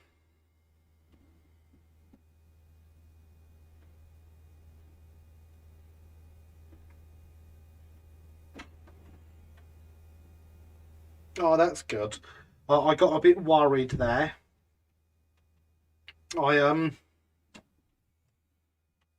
I saw what looked like some really badly burnt skin. I thought there's no way I burnt it that badly from doing those. It was actually just a bit of flux that had obviously melted, gone onto my fingertip and then solidified.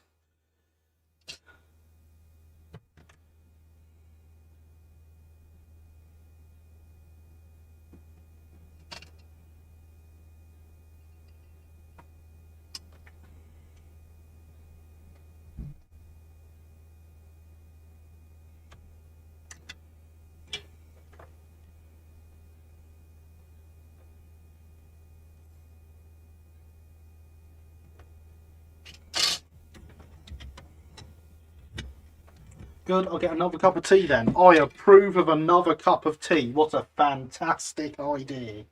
On that note, I am going to refill the hydration vessel with some generic orange sugar-free fizzy liquid.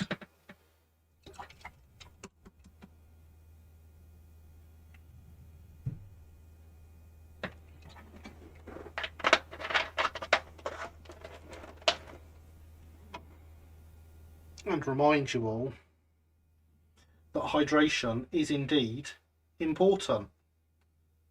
Look at that, bringing it out as it came up. Excellent.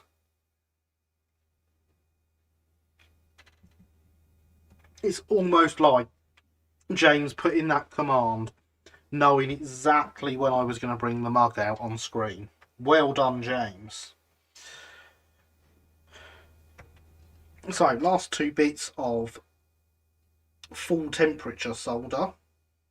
We'll go around these holes here to tin them, and then it will be down onto the low melt solder where I won't burn myself anymore. Where did I put the solder's right here on camera.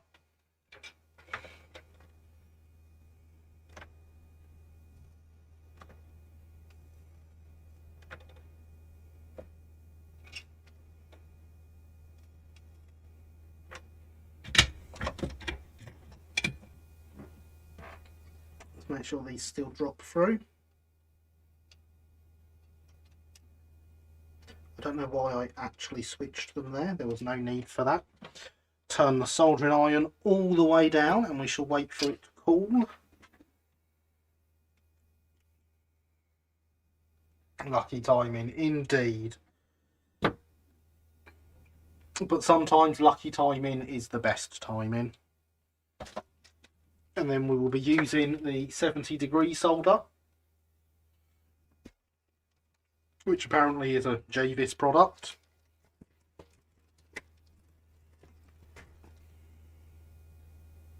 I never even thought of that before. I have access to a JVIS trade account now. I can get cheap white metal solder. Or hey.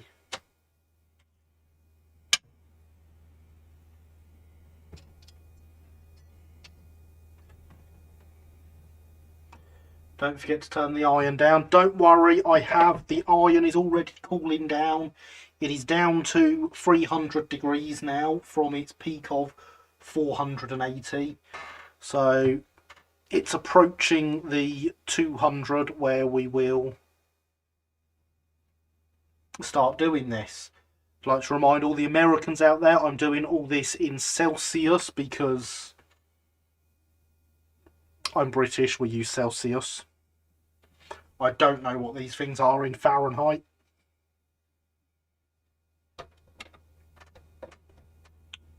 Probably stupidly high numbers. That's my guess.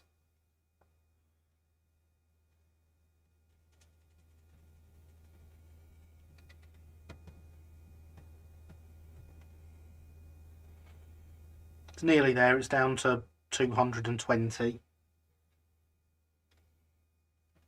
Once it's down to 200, it will be low enough that it will not melt the white metal onto the surface of the sun.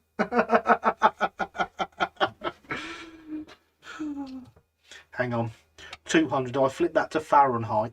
So my 200 Celsius is 392 Fahrenheit. So as I said, stupidly high numbers.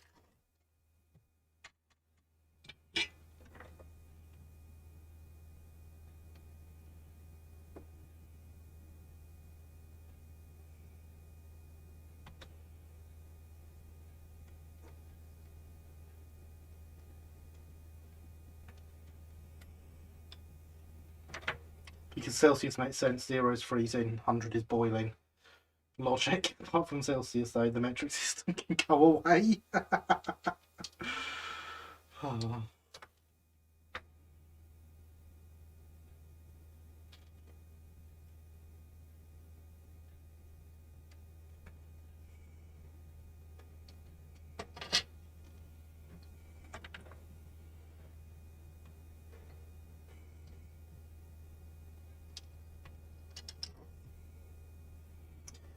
480 is about 900 Fahrenheit. So, yeah, as I was saying, big numbers.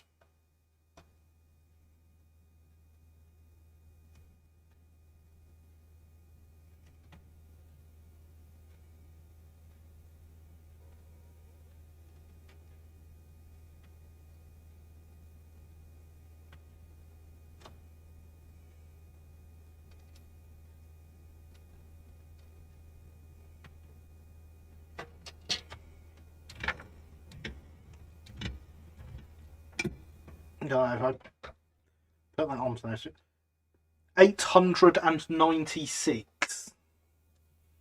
Oh, I checked with the Fahrenheit button.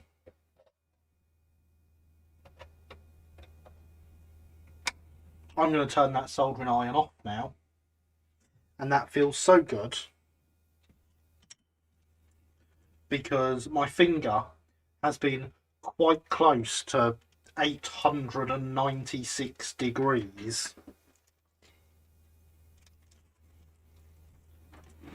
Which is what I would like to... Yeah, very toasty, James. Exactly. Is there any way you could make some sort of jig to hold all the ventilation fittings in position whilst you're soldering them the way you are doing? Yes, and usually I would. This one hasn't stuck. I need to do it again. Yeah, usually this is the sort of thing I would love spending some time making a jig for. But there's only 4 of these that I'm having to do at full temperature. And the 200 Celsius of the... That one's not stuck either. Great. Of the white metal. I can generally put up with that for a lot longer than I expect I should.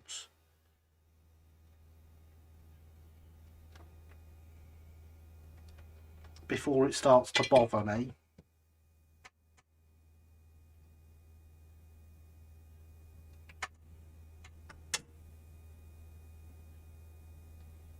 So yeah, I could make a jig. I wholly recommend making a jig if this is something you're going to do a lot of.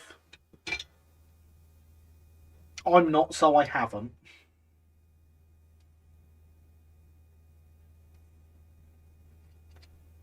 And that one is sort of stuck. Like, it's only gone round one side. There's our problem.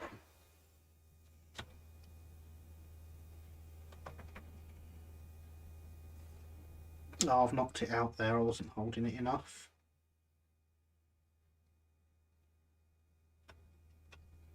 Much better.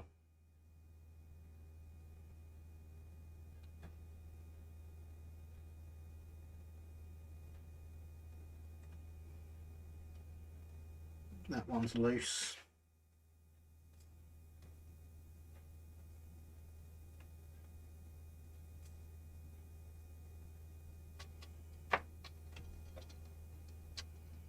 But even here, once you know it's in position, you can put it down against something and use that to hold it.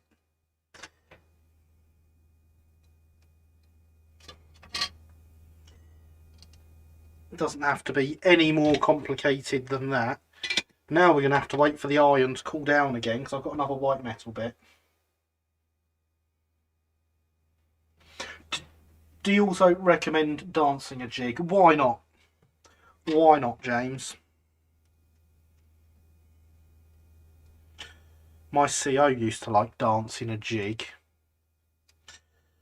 when he was at the front and we were on parade.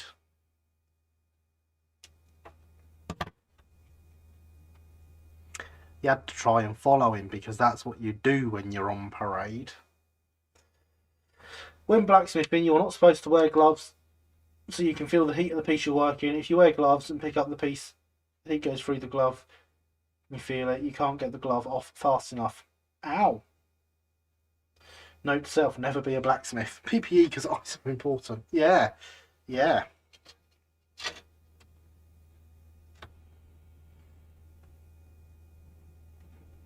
But yeah, my CO was constantly putting himself out of step on purpose when we were on parade. And you'd have to get yourself out of step to match him instantly. Fun, that.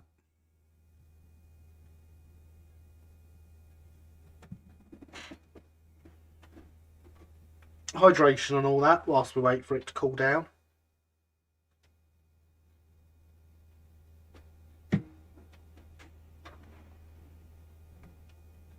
Sounds like unnecessarily hard work. Aren't most things.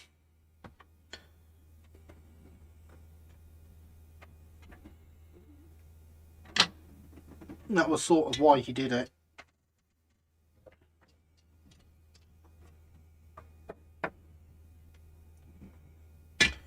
Let's drop some flux on there first.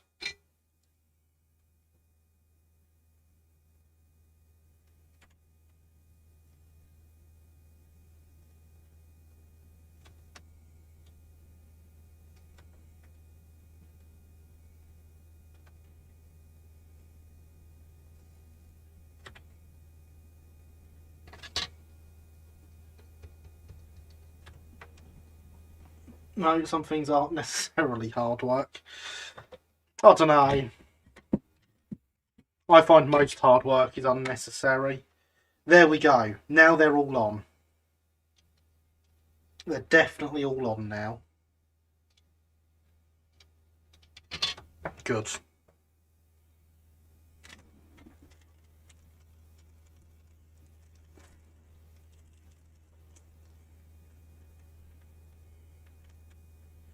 Are you planning on making a valid saloon after this? No, James. No, I did not. Do not. That's just silly. Served at a joint army RAF unit. We didn't ever laugh at the RAF on parade, honest. See, now, I was very good at drill once upon a time. I doubt I would be now. But I was excellent at drill once upon a time. It's only when you had COs that were purposely putting you out of step.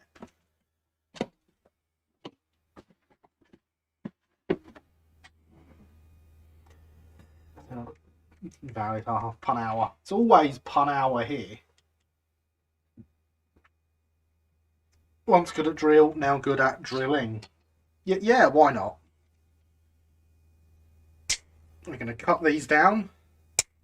I'm going to put my finger in the way of them flying out. Because I don't want to get one of these in the eye.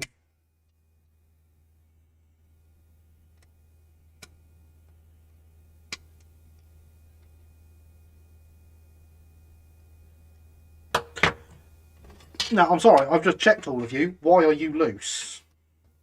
Let's turn the iron back on. Yeah, but the glasses are slightly out of reach. Look, I've got them now. See, I do have PPE. I do use it. I do recommend using it.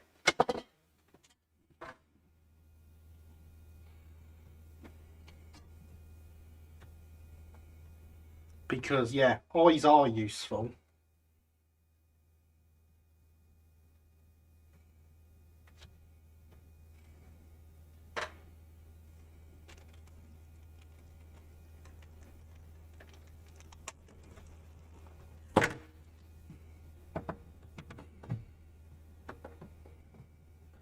Rock Cape Sergeant was brilliant.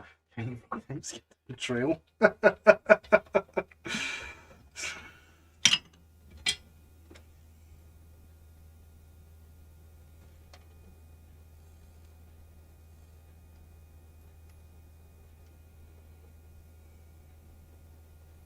Right. Now it's solid.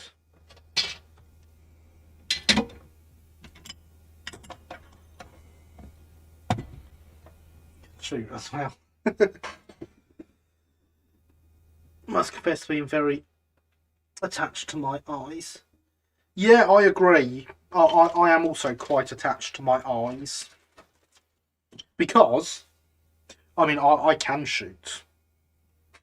I can shoot at marksman level.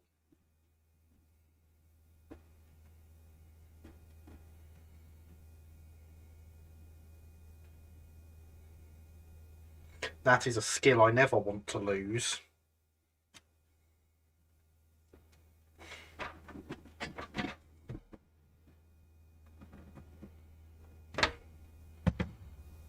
Let's put that back.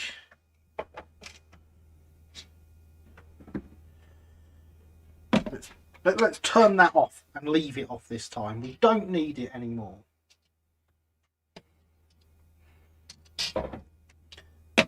Put all the soldering stuff away because we are never going to solder again. It's a great skill to have. That it is.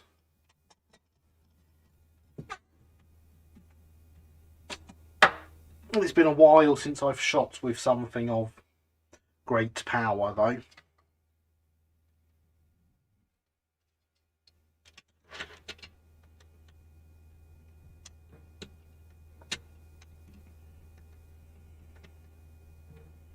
Yeah, look, there we go.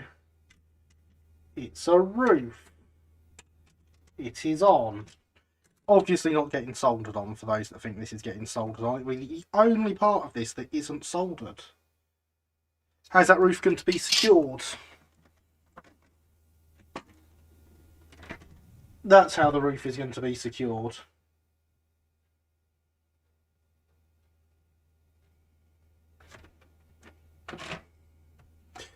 I'm not a bad shot, but I'd be happy never to have to again. I mean, I don't want to have to shoot at anything living again,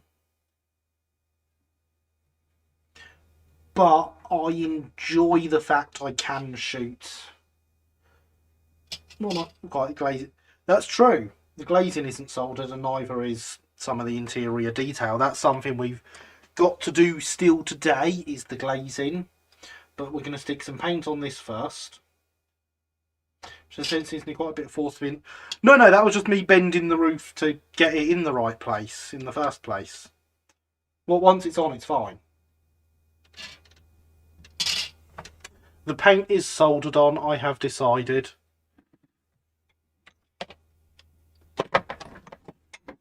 I bet the white that I want now is one that I've put away in a box. Oh no, it's not. Good.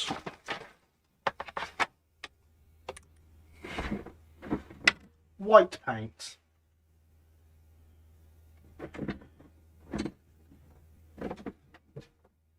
There's a little gap at the left, which that's the left. Yeah, that's where it just needs that little bit of extra bending that I was doing.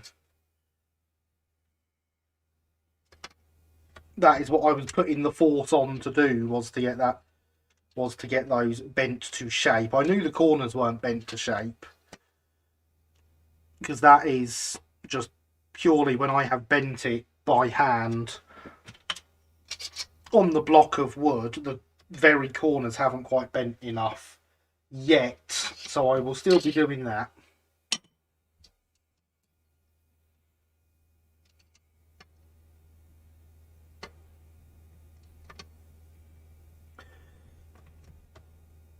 It's looking a very handsome coach, isn't it? It is, Kevin, I quite agree.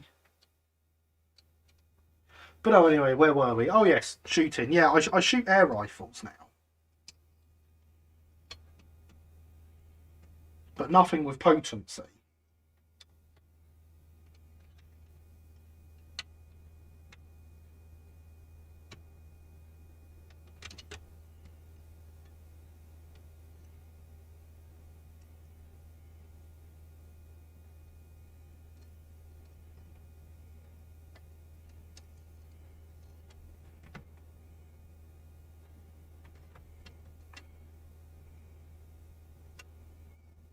Bend it like Gary. No. Just no.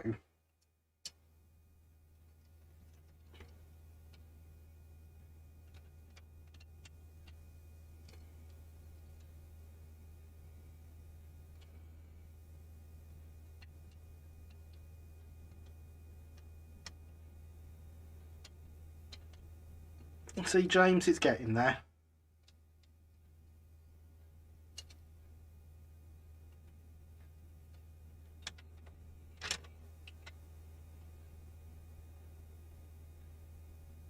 It's very nearly there now.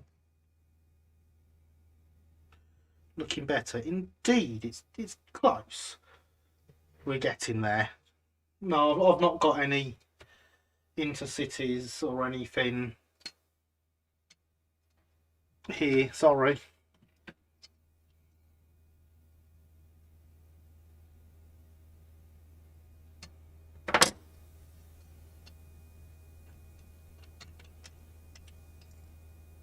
Oops, broke the brake pipe off.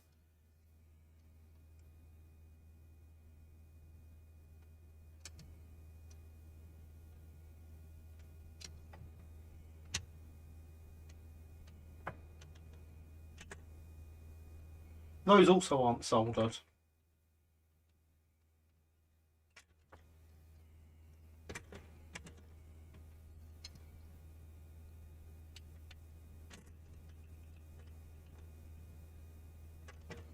We need more British Rail inspired ones. No, we don't. Not unless they're good ones.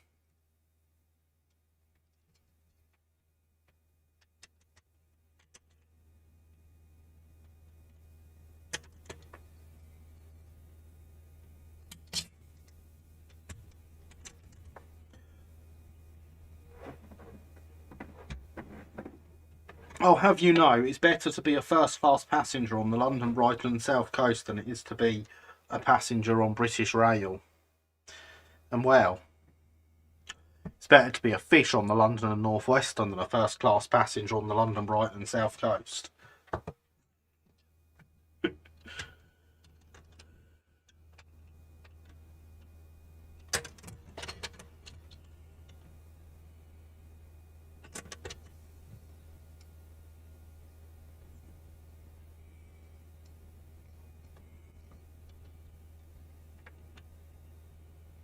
I think we're there with the roof. I think. And we're going to put some paint on it. Buffet cards serving drinks and snacks and delight refreshments. Fish thing was about train priorities and timings, I think. Speed. Pretty much purely about speed.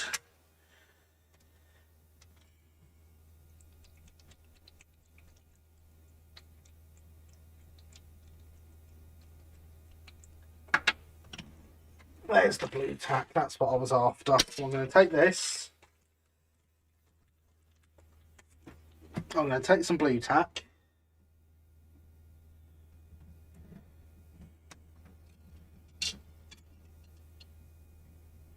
And I'm going to blue tack this to that. And now I can hold this, I can paint this, and I can put it down and move it without it touching anything.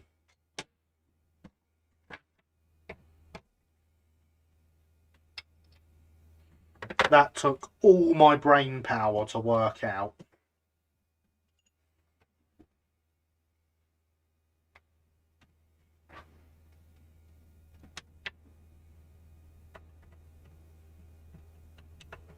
This one needs some proper mixing at some point with something a bit stronger than what I have here.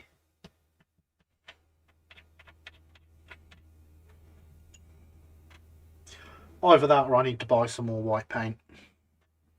One of the two.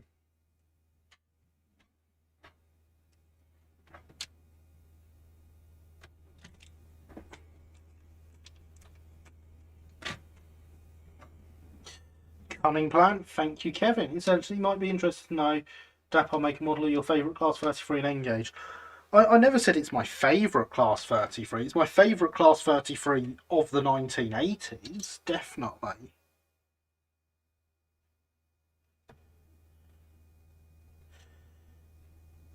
Should I have primed it first? Yes. Do I have any primer available to do it with? No. So we can move past that now. Will an extra couple of coats sort it? Yes.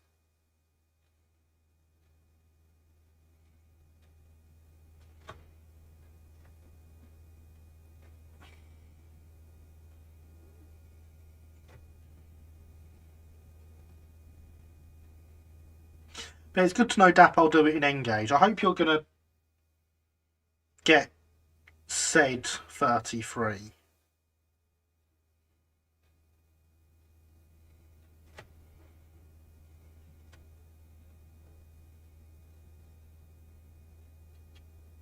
Because, you know, I approve of that 33.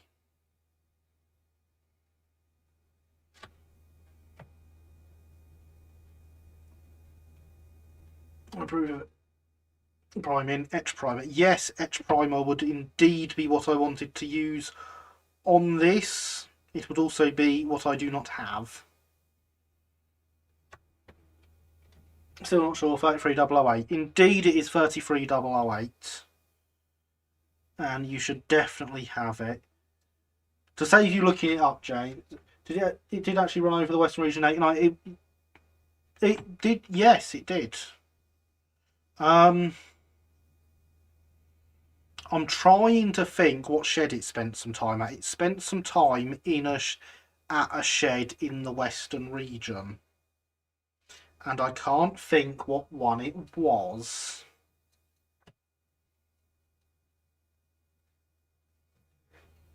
Someone says it in chat, I'll know. It had lots of 33s and 50s in it, said shed.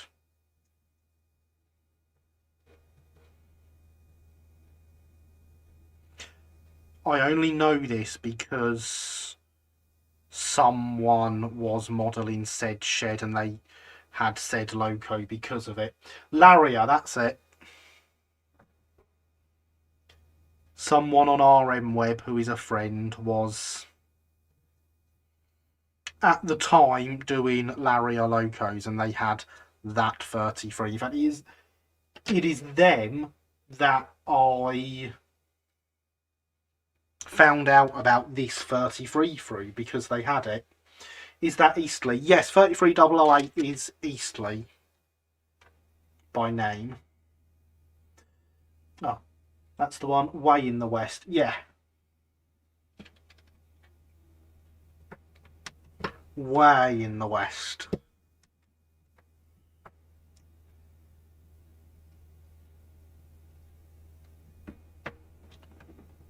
But their layout is set down that way.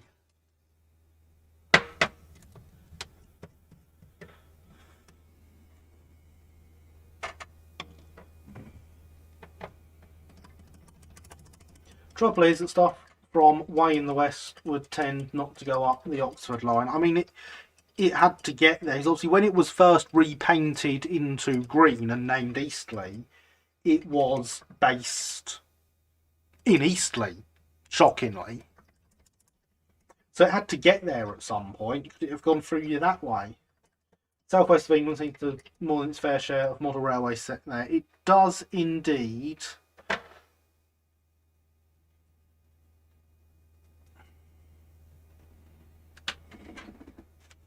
Be interested to see a heat map of where model railways are set. That would be very interesting to see, James. I look forward to you making it. Head to a heat map of the National Railway Network and UK population. Yeah. So I look forward to seeing this map when you make it, James. Do let me know when it's done, won't you? Right, yes, so as we were also discussing, windows and stuffs. I have a nice shiny new thing of... Oh, it's up there. I don't need to go looking. I think that I'd need more data. I'm sure you probably would.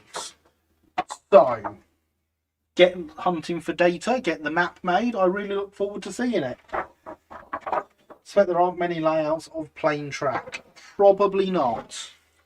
But we have a nice big sheet of acetate to cut through. And I'm going to start by cutting a strip off the edge that is too big, but just so that we've got a strip to use, basically.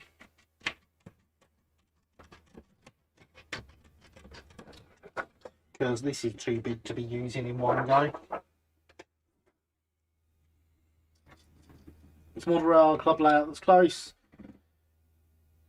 Wingate Stone Station 2014 to 2017. There's one crossover to a Tampa siding, and that's it.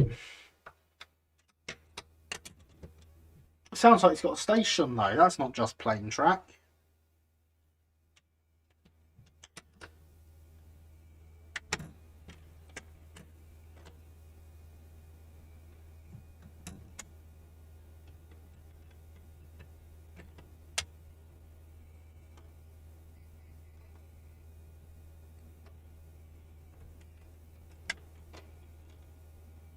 Acetone earlier, acetate now. Indeed.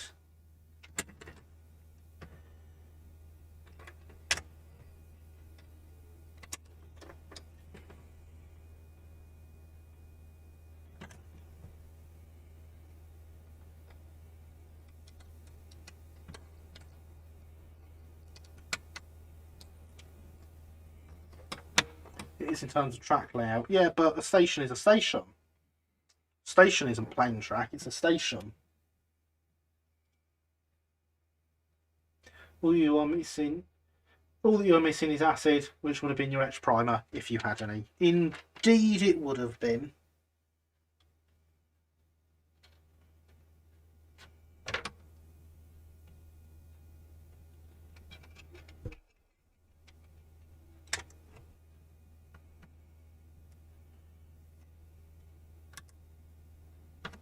But alas, I do not.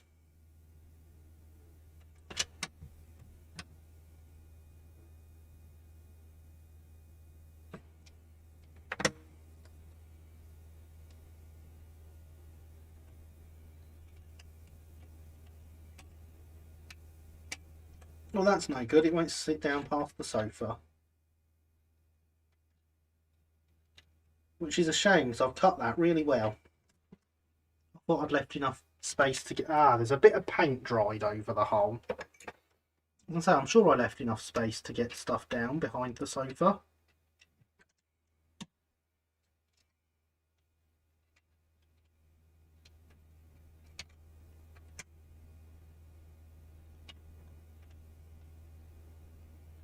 Just like that, see? Nice and glazed.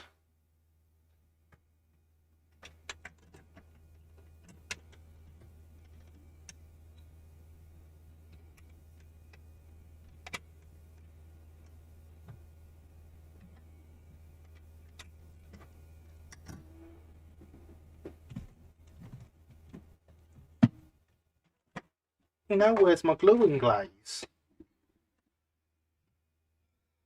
Doing well with this all. Oh, it's over here. Why are you over here? That's not where the glues live. And I see the open window for the ventilation of the patient. Indeed, we have open windows.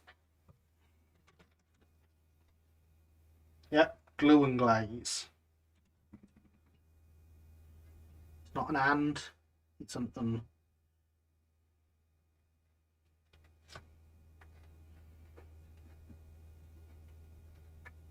And I use way too much of it every time, but it's fine. I don't mind.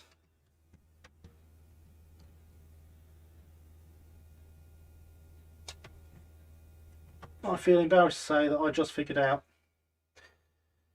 the two-side trick sandwiching glass between it. Just started doing it. I feel embarrassed to say that I just figured out the two-side trick sandwiching glass between it. Just started doing it on glass.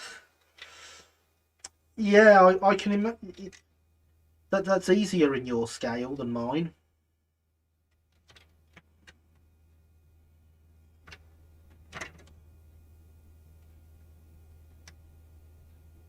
I just go with using a bit of acetone and gluing it on.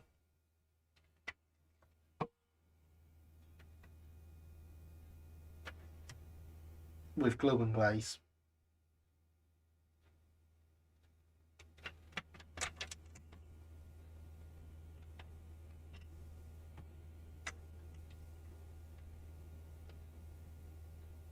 That's annoying. It's not sitting flat at this end now.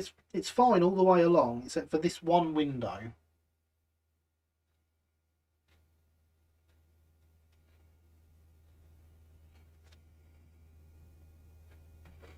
Had to type sad witches. Well, that is a shame that the witches are sad.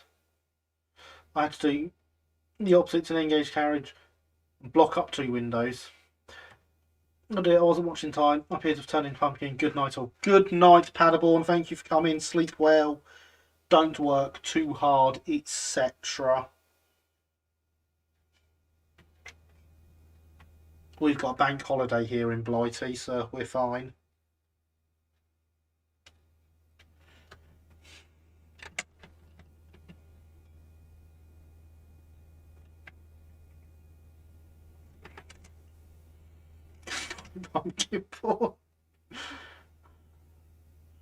I also approve of bank holidays, especially when they happen to fall in school holidays. Can you imagine how annoyed my kids are by that?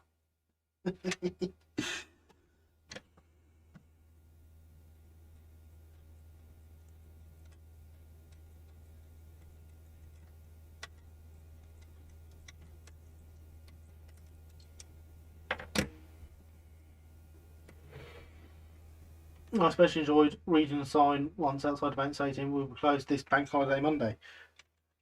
I would hope so too.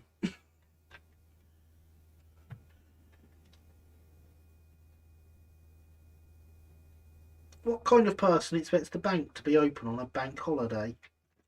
Do they not understand what a bank holiday is?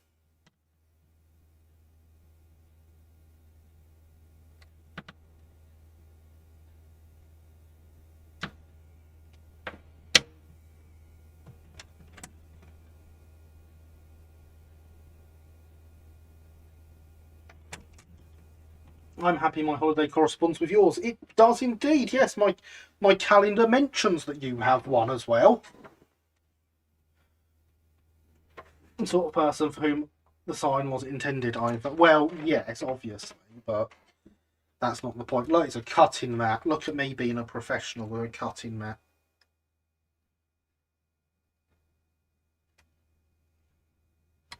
Be more professional if I didn't cut that at such a terrible angle.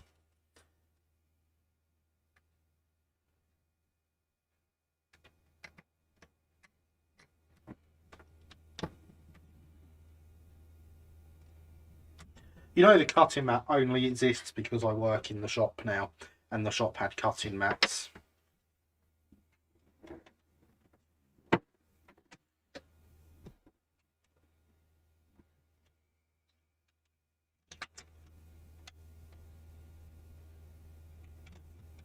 Right, we've got to cut a little bit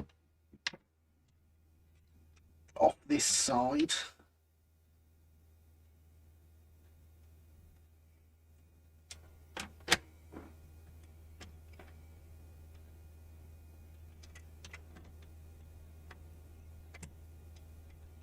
And a little bit more.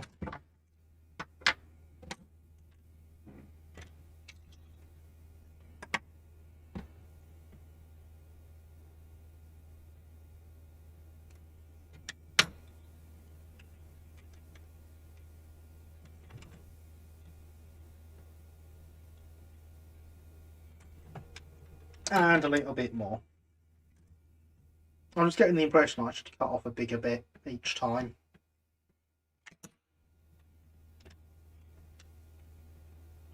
There we go, that's got it.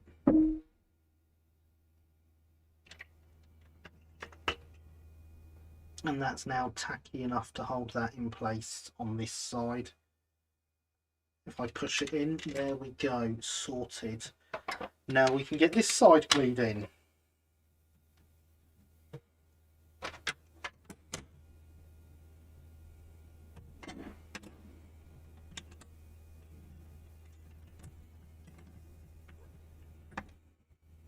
On what was essentially day one of my second week at the shop,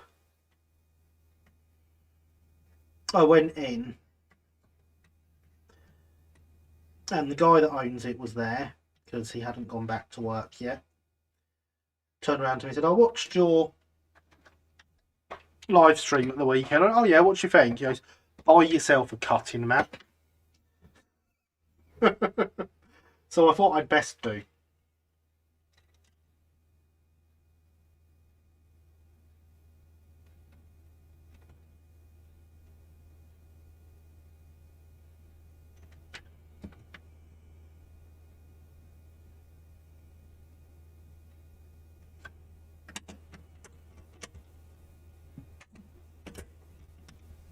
And there we go.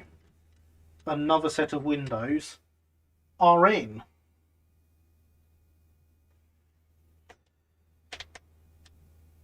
With current correspondence holidays, it said yourself on holiday.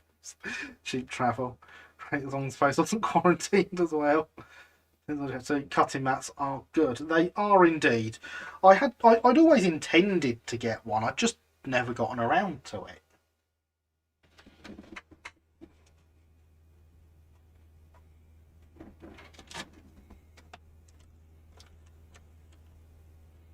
Had more important things to spend my modelling funds on. I've just had an idea. Let us discover together if I am insane. I think I am not.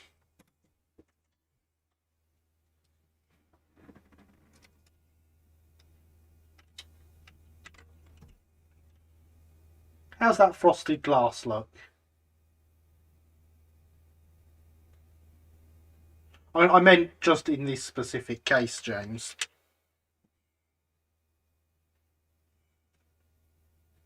In general, I'm definitely insane.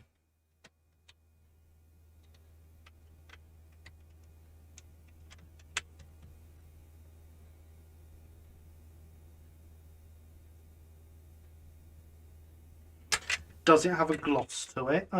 If I put it in the right way, it does. No, I've put it in the wrong way. Yes, it has a slight gloss to it.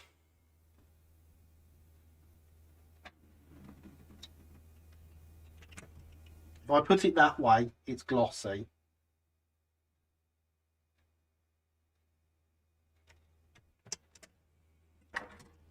But that,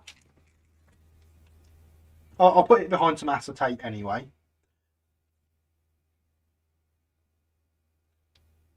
Must make dinner break. We'll discover same status on my return. Enjoy your dinner, Andy. Very fine piece of acetate. You need to acetate in front of paper, make a little glass as well. And he said, still agree with any method. Yeah, I will put glass in front of it anyway. But that is the Blue Tack packet. And I think that works quite well as a texture for that.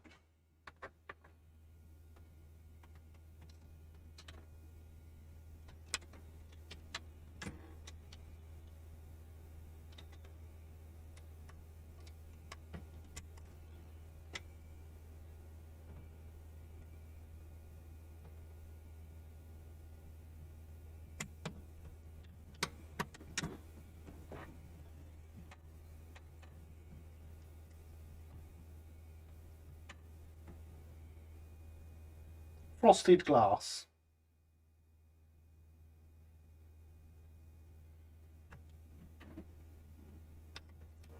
Yeah, this side of it's shiny. It does have a shiny side.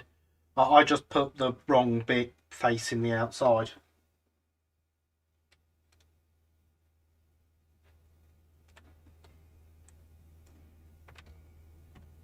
Because I'm clever like that, you see.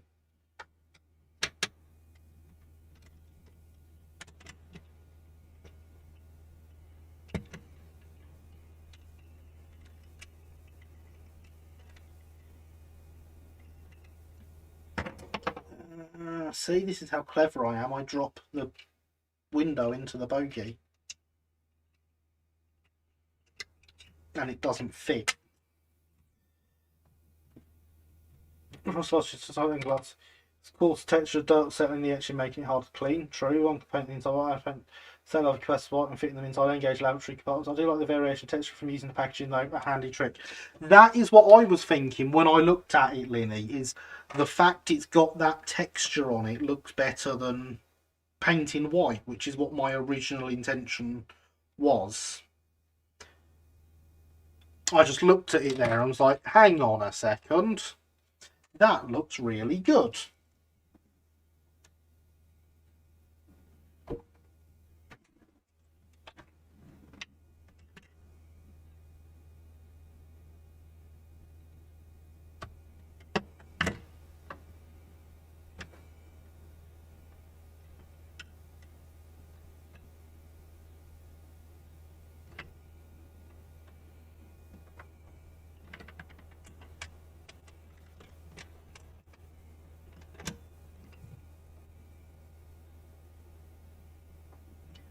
See, occasionally I have ideas and they are good ideas.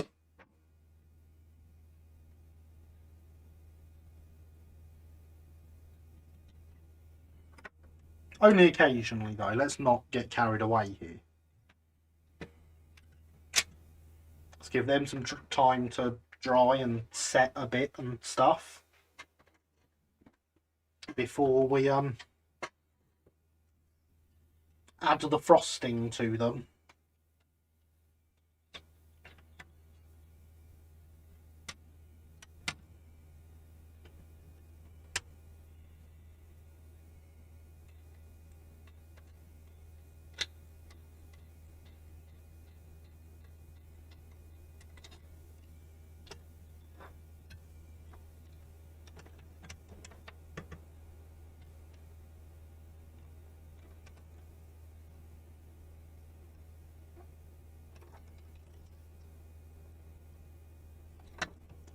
go.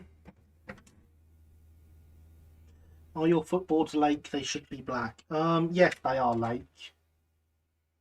They will need repainting. I think that's because the body got completely painted lake and we've never come back to detail it correctly.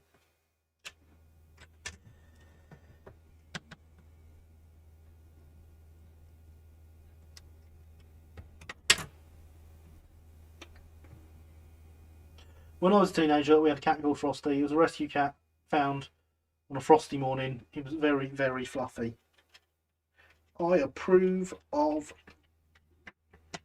fluffiness and rescues.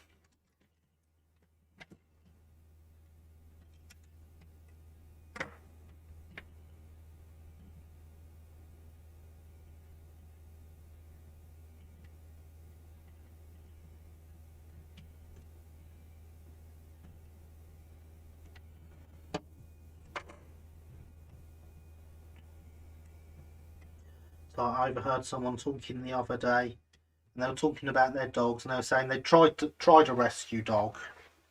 No, couldn't fit in. We tried 3 rescue dogs, took them all back, couldn't fit in.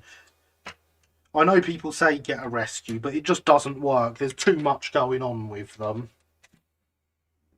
Which I thought, it sounds like what's actually going on is you don't have the knowledge of teaching a dog things and making a dog feel welcome. And perhaps the dog for you isn't a rescue dog, but is in fact no dog because they need the love and attention and the care. That's just my thoughts though.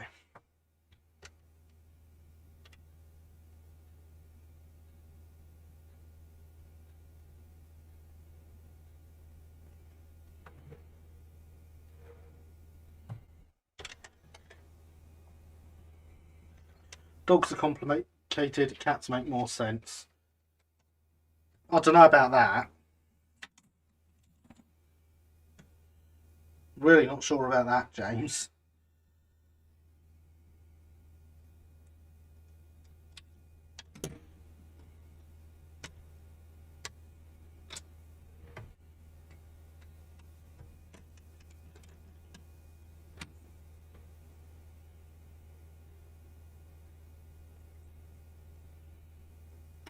But I am quite sure that if your problem with an animal, with a pet, is that that pet is too much effort, the problem isn't the pet.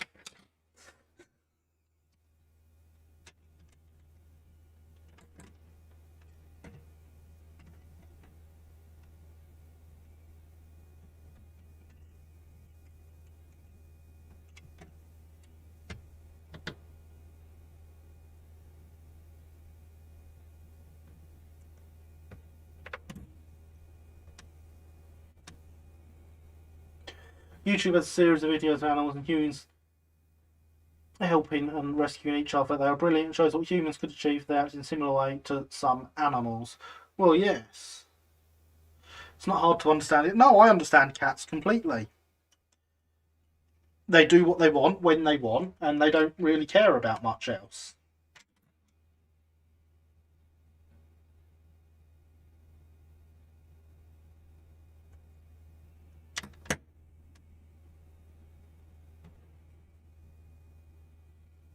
Not hard to understand a dog. No, it's not. Cats do things that make them happy rather than doing things because they feel obliged. They still show their emotions clearly, unlike cats who act fine, then bite you for no reason. Yep, that is true. Says he who has actually been bitten by a dog as well, so yeah. And good evening, Thomas. How are you this evening? I hope you are well.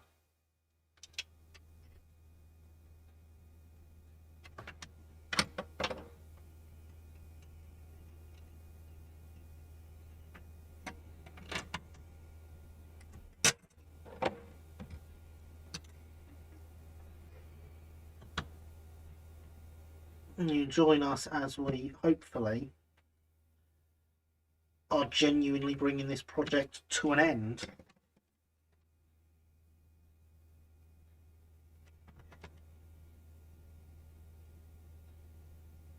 We are currently putting the glazing in. We need another coat of paint on the roof in a minute. Cats are antisocial, they are. Bite things only when the fluff is filled, only when cats are introverts. I love your open windows. Well, we decided on those together, James. Pretty sure you were part of the process of deciding which windows would be open and which ones would be closed.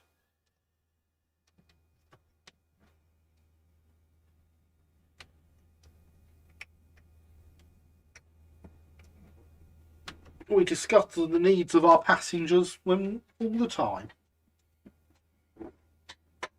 That's all I can't say on stream. Being approve of them, excellent.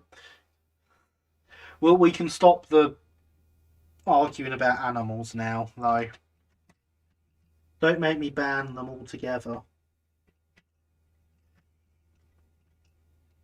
Right, cheers to the Rob. Happy to finally have a nearly complete LBSC rake. It's a very nice looking rake. Just needs that second break.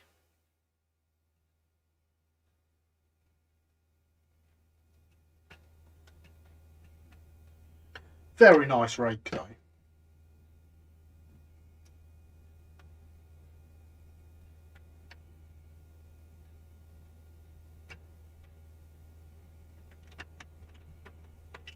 And there we are.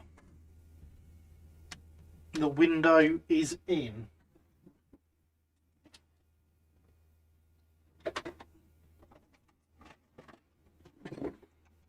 See, Thomas, it just needs one of these. Yeah, I know, they're never far out of reach, these Hornby four-wheelers, are they? Anyone would think it'd been my most successful videos had been about them or something. We're going to put the lid on that for a second, move that back, get some more paint on this.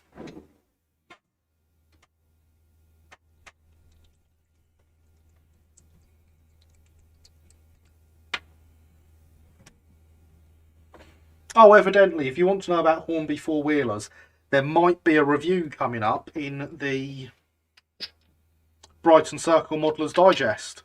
I can't imagine who has written that. I hear he's been quite vocal about them, though, and seems to know their stuff. Does it count as a paint spill if all I've done is drop the lid upside down? I'll leave you to decide.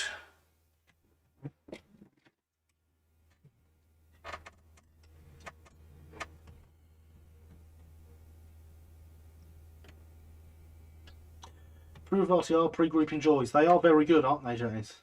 Yeah, I've won temperamental third, but still works in the end. Glad it works. Shame it's temperamental. Just finished glazing four-wheel GWR coach. It's very satisfying to see the vintage vehicle, isn't it? It is indeed. Mind boggles as to who could have written that. And yes, it does count as a paint spill.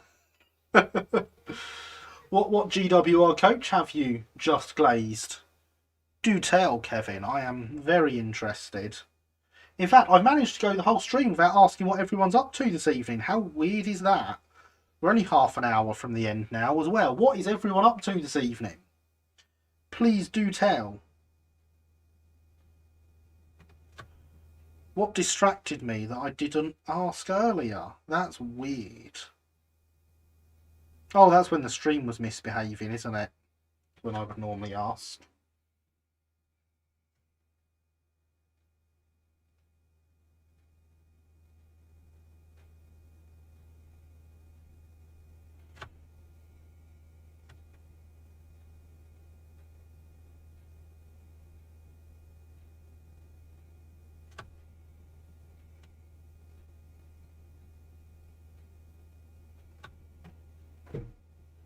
And temperamental because it takes like 6 or so swipes of the magnet. It might just be a dodgy read switch though. Ah, fair enough. From Ratio. Ah, excellent. I do enjoy those Ratio four-wheeler kits.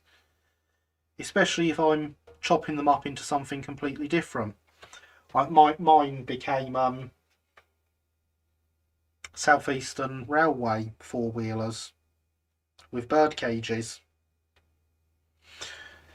Those, unfortunately, are not right next to me for me to grab.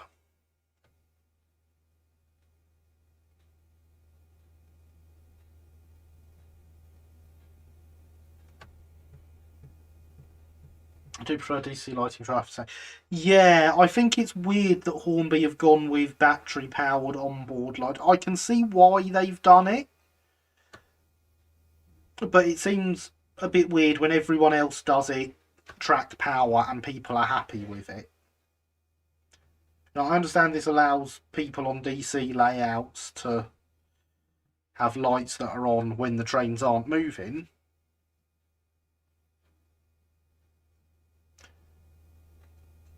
But it's not something I've heard a big call for.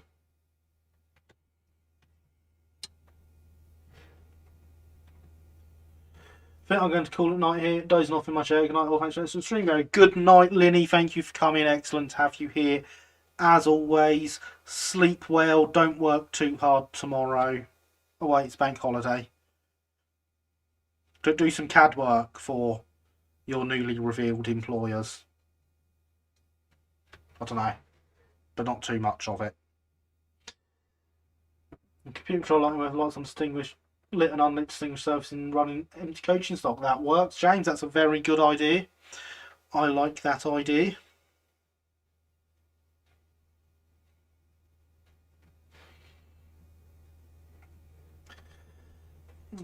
I've had them for a while. I bought them for kit bashing. They were brilliant, though quite fragile. Yeah, that they can be quite fragile, especially like the chassis on them are reasonably easy to mess up. But I found they're generally quite easy to fix once you have broken them. I do think they're a very nice kit. My son has 5 of the ratio 4-wheelers. He's only built one of them so far. He got them cheap off eBay after his birthday a while ago.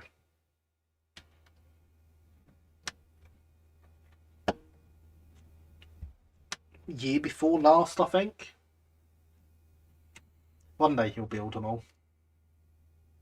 I think one will need to stay alive for the lights to be reliable in a 4-wheeler, and Hornby were presumably trying to make these cheaper than the Hatton's ones.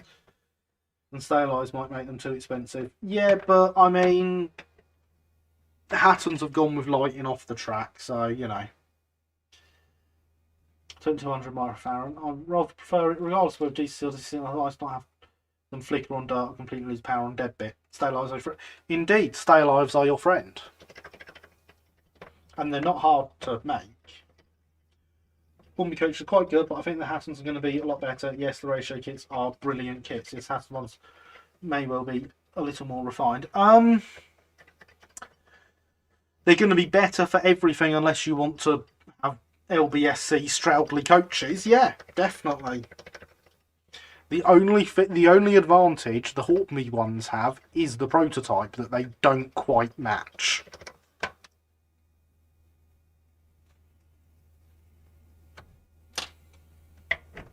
Plus means I can get a bunch of them, fit them to Batman and Maribel if I wanted to. Oh dear.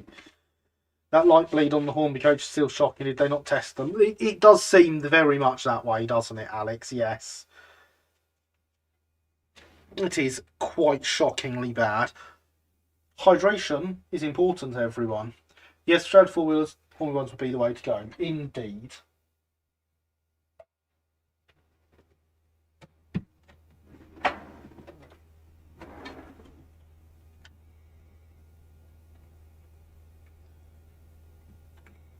Because they're just so Stroudly with the right details. I expect they were in a rush to beat Hattons. I do believe so, yes. I'm a GWR fan, but otherwise you're right. Yeah, so the Hattons ones will definitely be better for people who don't want Stroudleys. That's the thing. That is my point, is the Hornby ones are only better if you want Stroudleys. For absolutely anything else, you want the Hattons ones. Because they will be the more detailed coaches and they don't have some of the odd things that Stroudley did that no one else did. Because Stroudley was a strange man. Stroudlified Hornby carriage looks splendid. It does, doesn't it?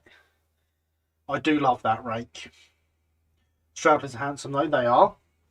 There were some inherited by the Great Western from one of the Welsh companies that were very Stroudley-esque.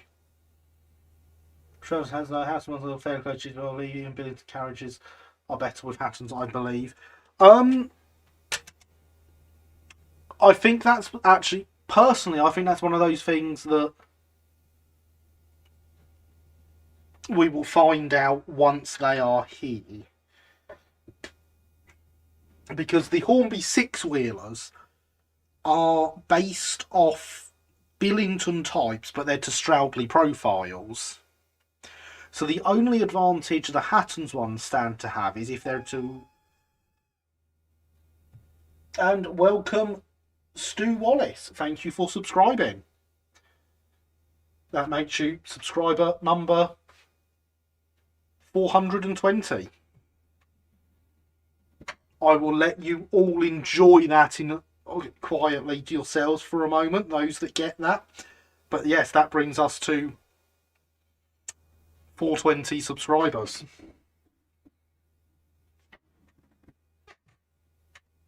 Please do remember, we are a PG channel in that chat.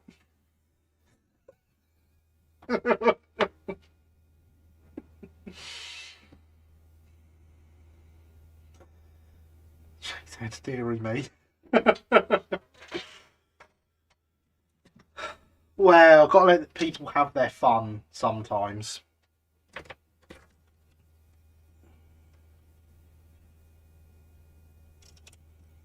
As long as it's in private and not in the chat. So yeah, we're going to take some of this off of here.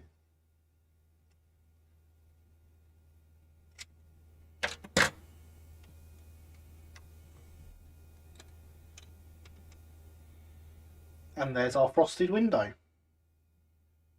I actually didn't want you to stay in there. I wanted you to kind of come back out or fall or something.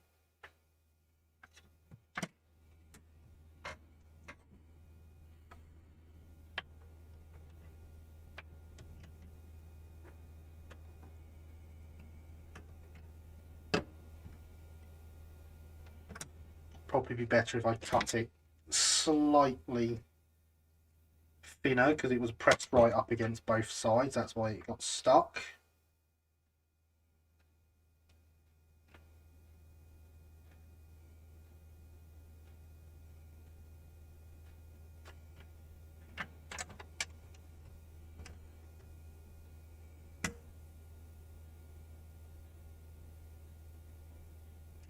No, don't stick to my finger. One frosted window with a slight bit of texture, which I think is an improvement over just painting it white as I was originally going to do.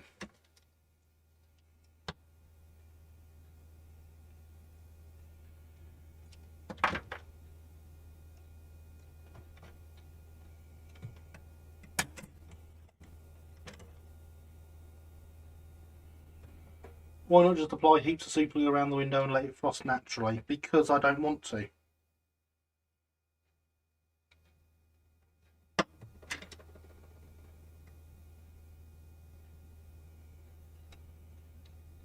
This gives me control over what's going on and makes sure I'm not damaging anything else in the process.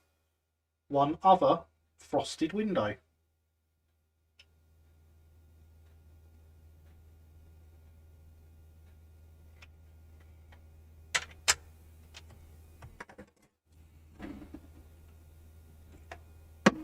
So that is our windows in place.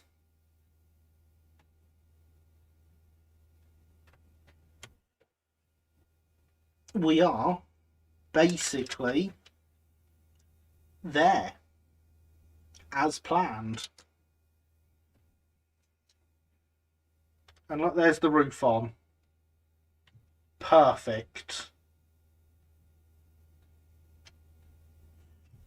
I ideally want to get another coat of paint on that before we finish, because as well as the roof having not been primed, the paint is quite thin. We need to nurse and patient before attaching the roof, surely. We do indeed. I am not going to permanently attach the roof, because right now I have the fireman in his odd pose to sort his arm out and put as the patient. I have a driver who can sit. I'm thinking of sitting him in with him and having someone else sitting in here, but I don't have that someone else right now. So, and then obviously I've got the nurse. So we'd have the nurse, we'd have the man on the bed, we'd have the man on the sofa, and someone in here. That is what I'm thinking. So the roof won't get attached until I've got another person to put in here. But I think that works. What does everyone else think?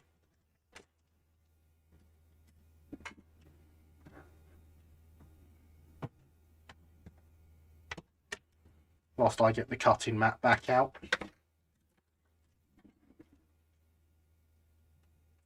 Why would there be someone on the sofa and someone else in bed? Surely it's one or the other. Well, I'm thinking he's accompanying him rather than being another patient.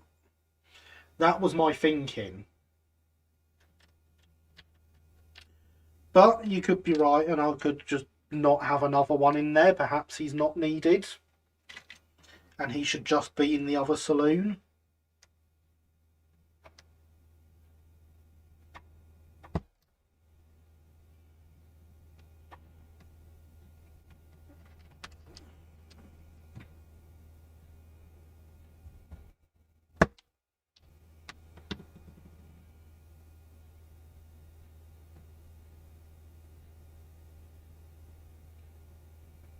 Nurse would sit in a hard chair near the bed. Oh, the invalid's fainting, maybe, but perhaps the nurse is the better person being there with the invalid. Well, I was going to have the nurse in there as well. It seems fine. You can have doctor and nurse, and then can be like, no, it won't be a doctor. Definitely not. And I think I've just discovered that our invalid is missing a foot.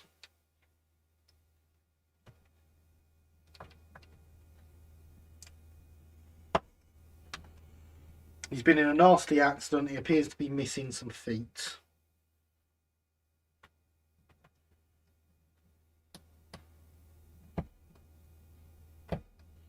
See, it's good this. It doesn't matter if I lop off body parts.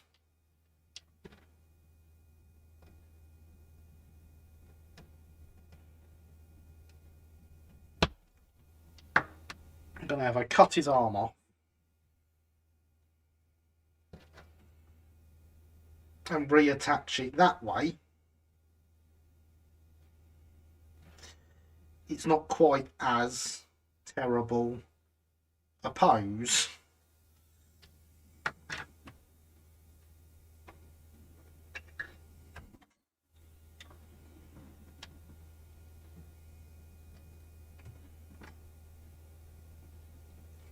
That's too much super glue.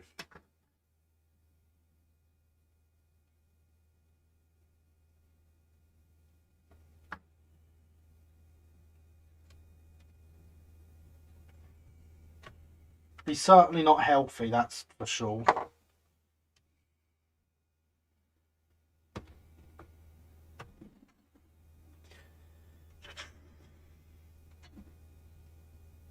Gangrene, maybe that's what he's in for. Yeah, maybe. Need to cover chap in the bed, cover lamp paper soaked in paint, I suggest. I do think you're right. I was wondering about what I could use for a bed cover earlier, James. Thank you for that suggestion. That is very much appreciated. The armlet's much saner, doesn't it just? Blood-soaked cutting mat. To repaint the chap with striped pyjamas. No, I don't think so. I mean, maybe, but no. Definitely not doing stripes.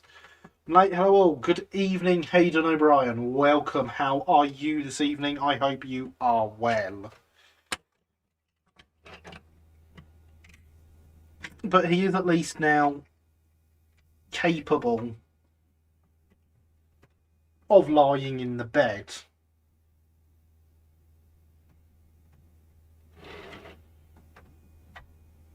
An Everone junction technique, I believe. Ah, okay. I did not know that. It looks like it's dislocated. Middleton should try to kick a wall to distract him from the pain that broke his foot. And that's why he's in the Invalid Saloon. See? I don't really want to use super glue here. But as long as I don't put the roof on, it should be fine.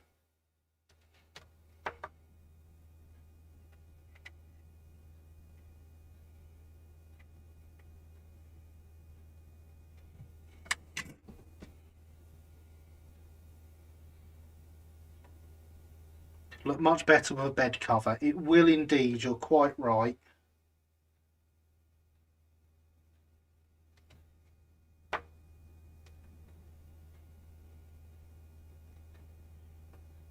And there goes in our nurse, courtesy of Mr. Mole. Blue tack? No, no chance. Why would I be using blue tack? These are permanent fixtures.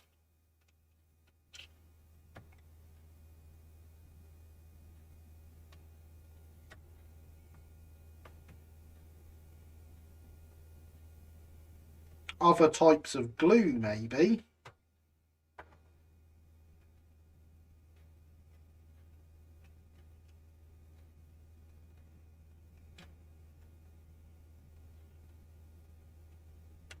There we go, we've put our accompanying friend in there.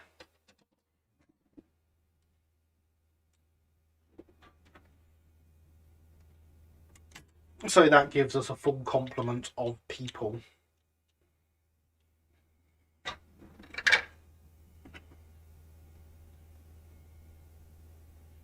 Now it's ready for the roof to be, well, it's not ready for the roof to be stuck on because obviously we need to wait for everything to dry. We need that super glue to go off before we can seal it so that it doesn't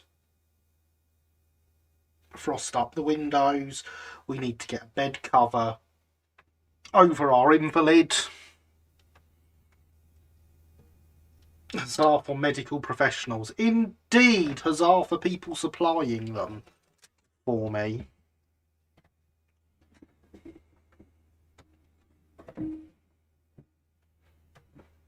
Lovely to see so much progress on this. It's great, isn't it? I'm really happy with it.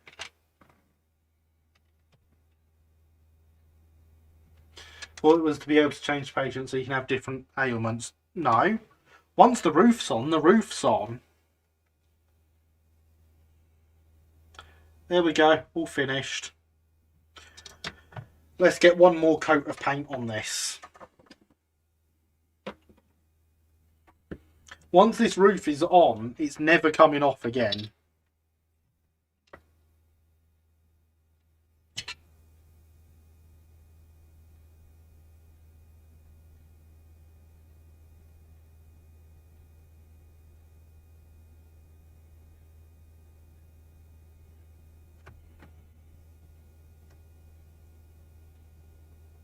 But now you see, I have my South Eastern and Chatham Invalid Saloon ready for the Rails of Sheffield South Eastern and Chatham D-Class to arrive this week, as I'm told it's going to.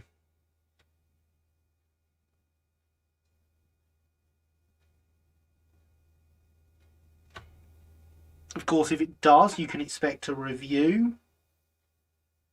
I've not actually uploaded this Tuesday's video yet, so if it somehow arrives Tuesday, which I doubt it will, I will do a review then.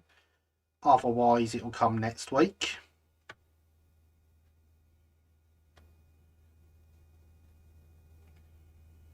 The video that is planned for this Tuesday is actually a layout video with moving vehicles in it. Moving rail vehicles. Let's say that. There is a layout there are things that move on it. I haven't actually edited it yet. I need to edit it together still. But that is going to come out on Tuesday.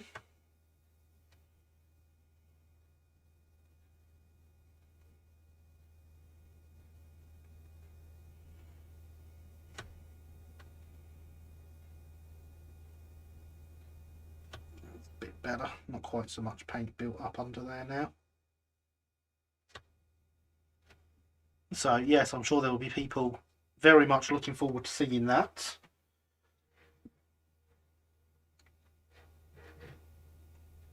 I shall look forward to seeing your video about that. I approve of videos, layout videos, specials. Hailsham on the 009. The 009, Hailsham has not yet had a chance to be out because the kids have not spent a night away from me yet. Someday soon, the kids will go away for a night and I can get Hailsham out on the Friday evening and do some work on it and get a takeaway instead of cooking. And then I can work on it all day Saturday until they get home.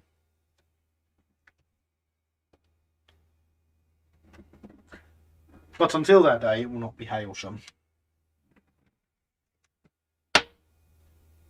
And let's clean the paintbrush.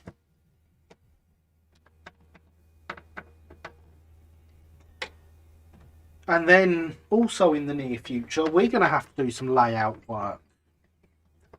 Because I have a layout sitting above my head waiting to be built on the live stream.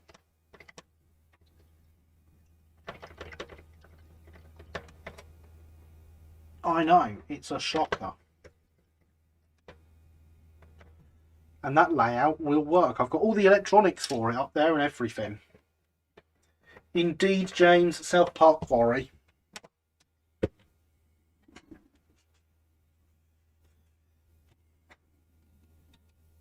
That little layout there.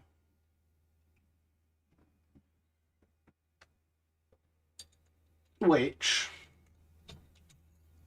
is slightly bigger in reality. What sort of point motors are you using? I am using SEEP PM4 point motors, which are the ones with a accessory switch, which will be used for switching the points, switching the frog polarity on the points, and they also have a self-latching mechanism on them, which means I can remove the springs from the top of the points to improve the look of the points. Take that whole spring mechanism out and replace it with just some regular sleepers. So dinky, still dinky. Well, yes, still dinky. This is 1/10 scale of the layout, so yeah. This yellow rectangle, looks more orange on camera than yellow, is a terrier. So that's how big a terrier is, including buffers. It's a pretty dinky layout. But it is all sat above my head waiting to be built.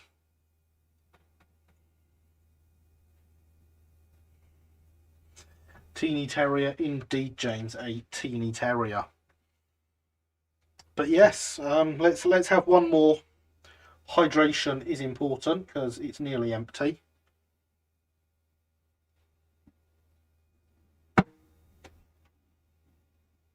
It's been so good being back and streaming again this weekend after having to take last weekend off. Darn you, COVID jab, making me not feel well. I mean, at the same time, thank you, COVID jab, for meaning I'm not going to get COVID, so there's that. But yes, so, we have built the roof. We have painted the roof. We have got the glazing in. We have got people in. Hope you're feeling better. Oh yeah, I'm much better now, Andy. I was just really run down for a couple of days after having it. But yeah, I got over that quickly. It was nothing like the first one, My first one, it was like having the flu. This one was just being run down.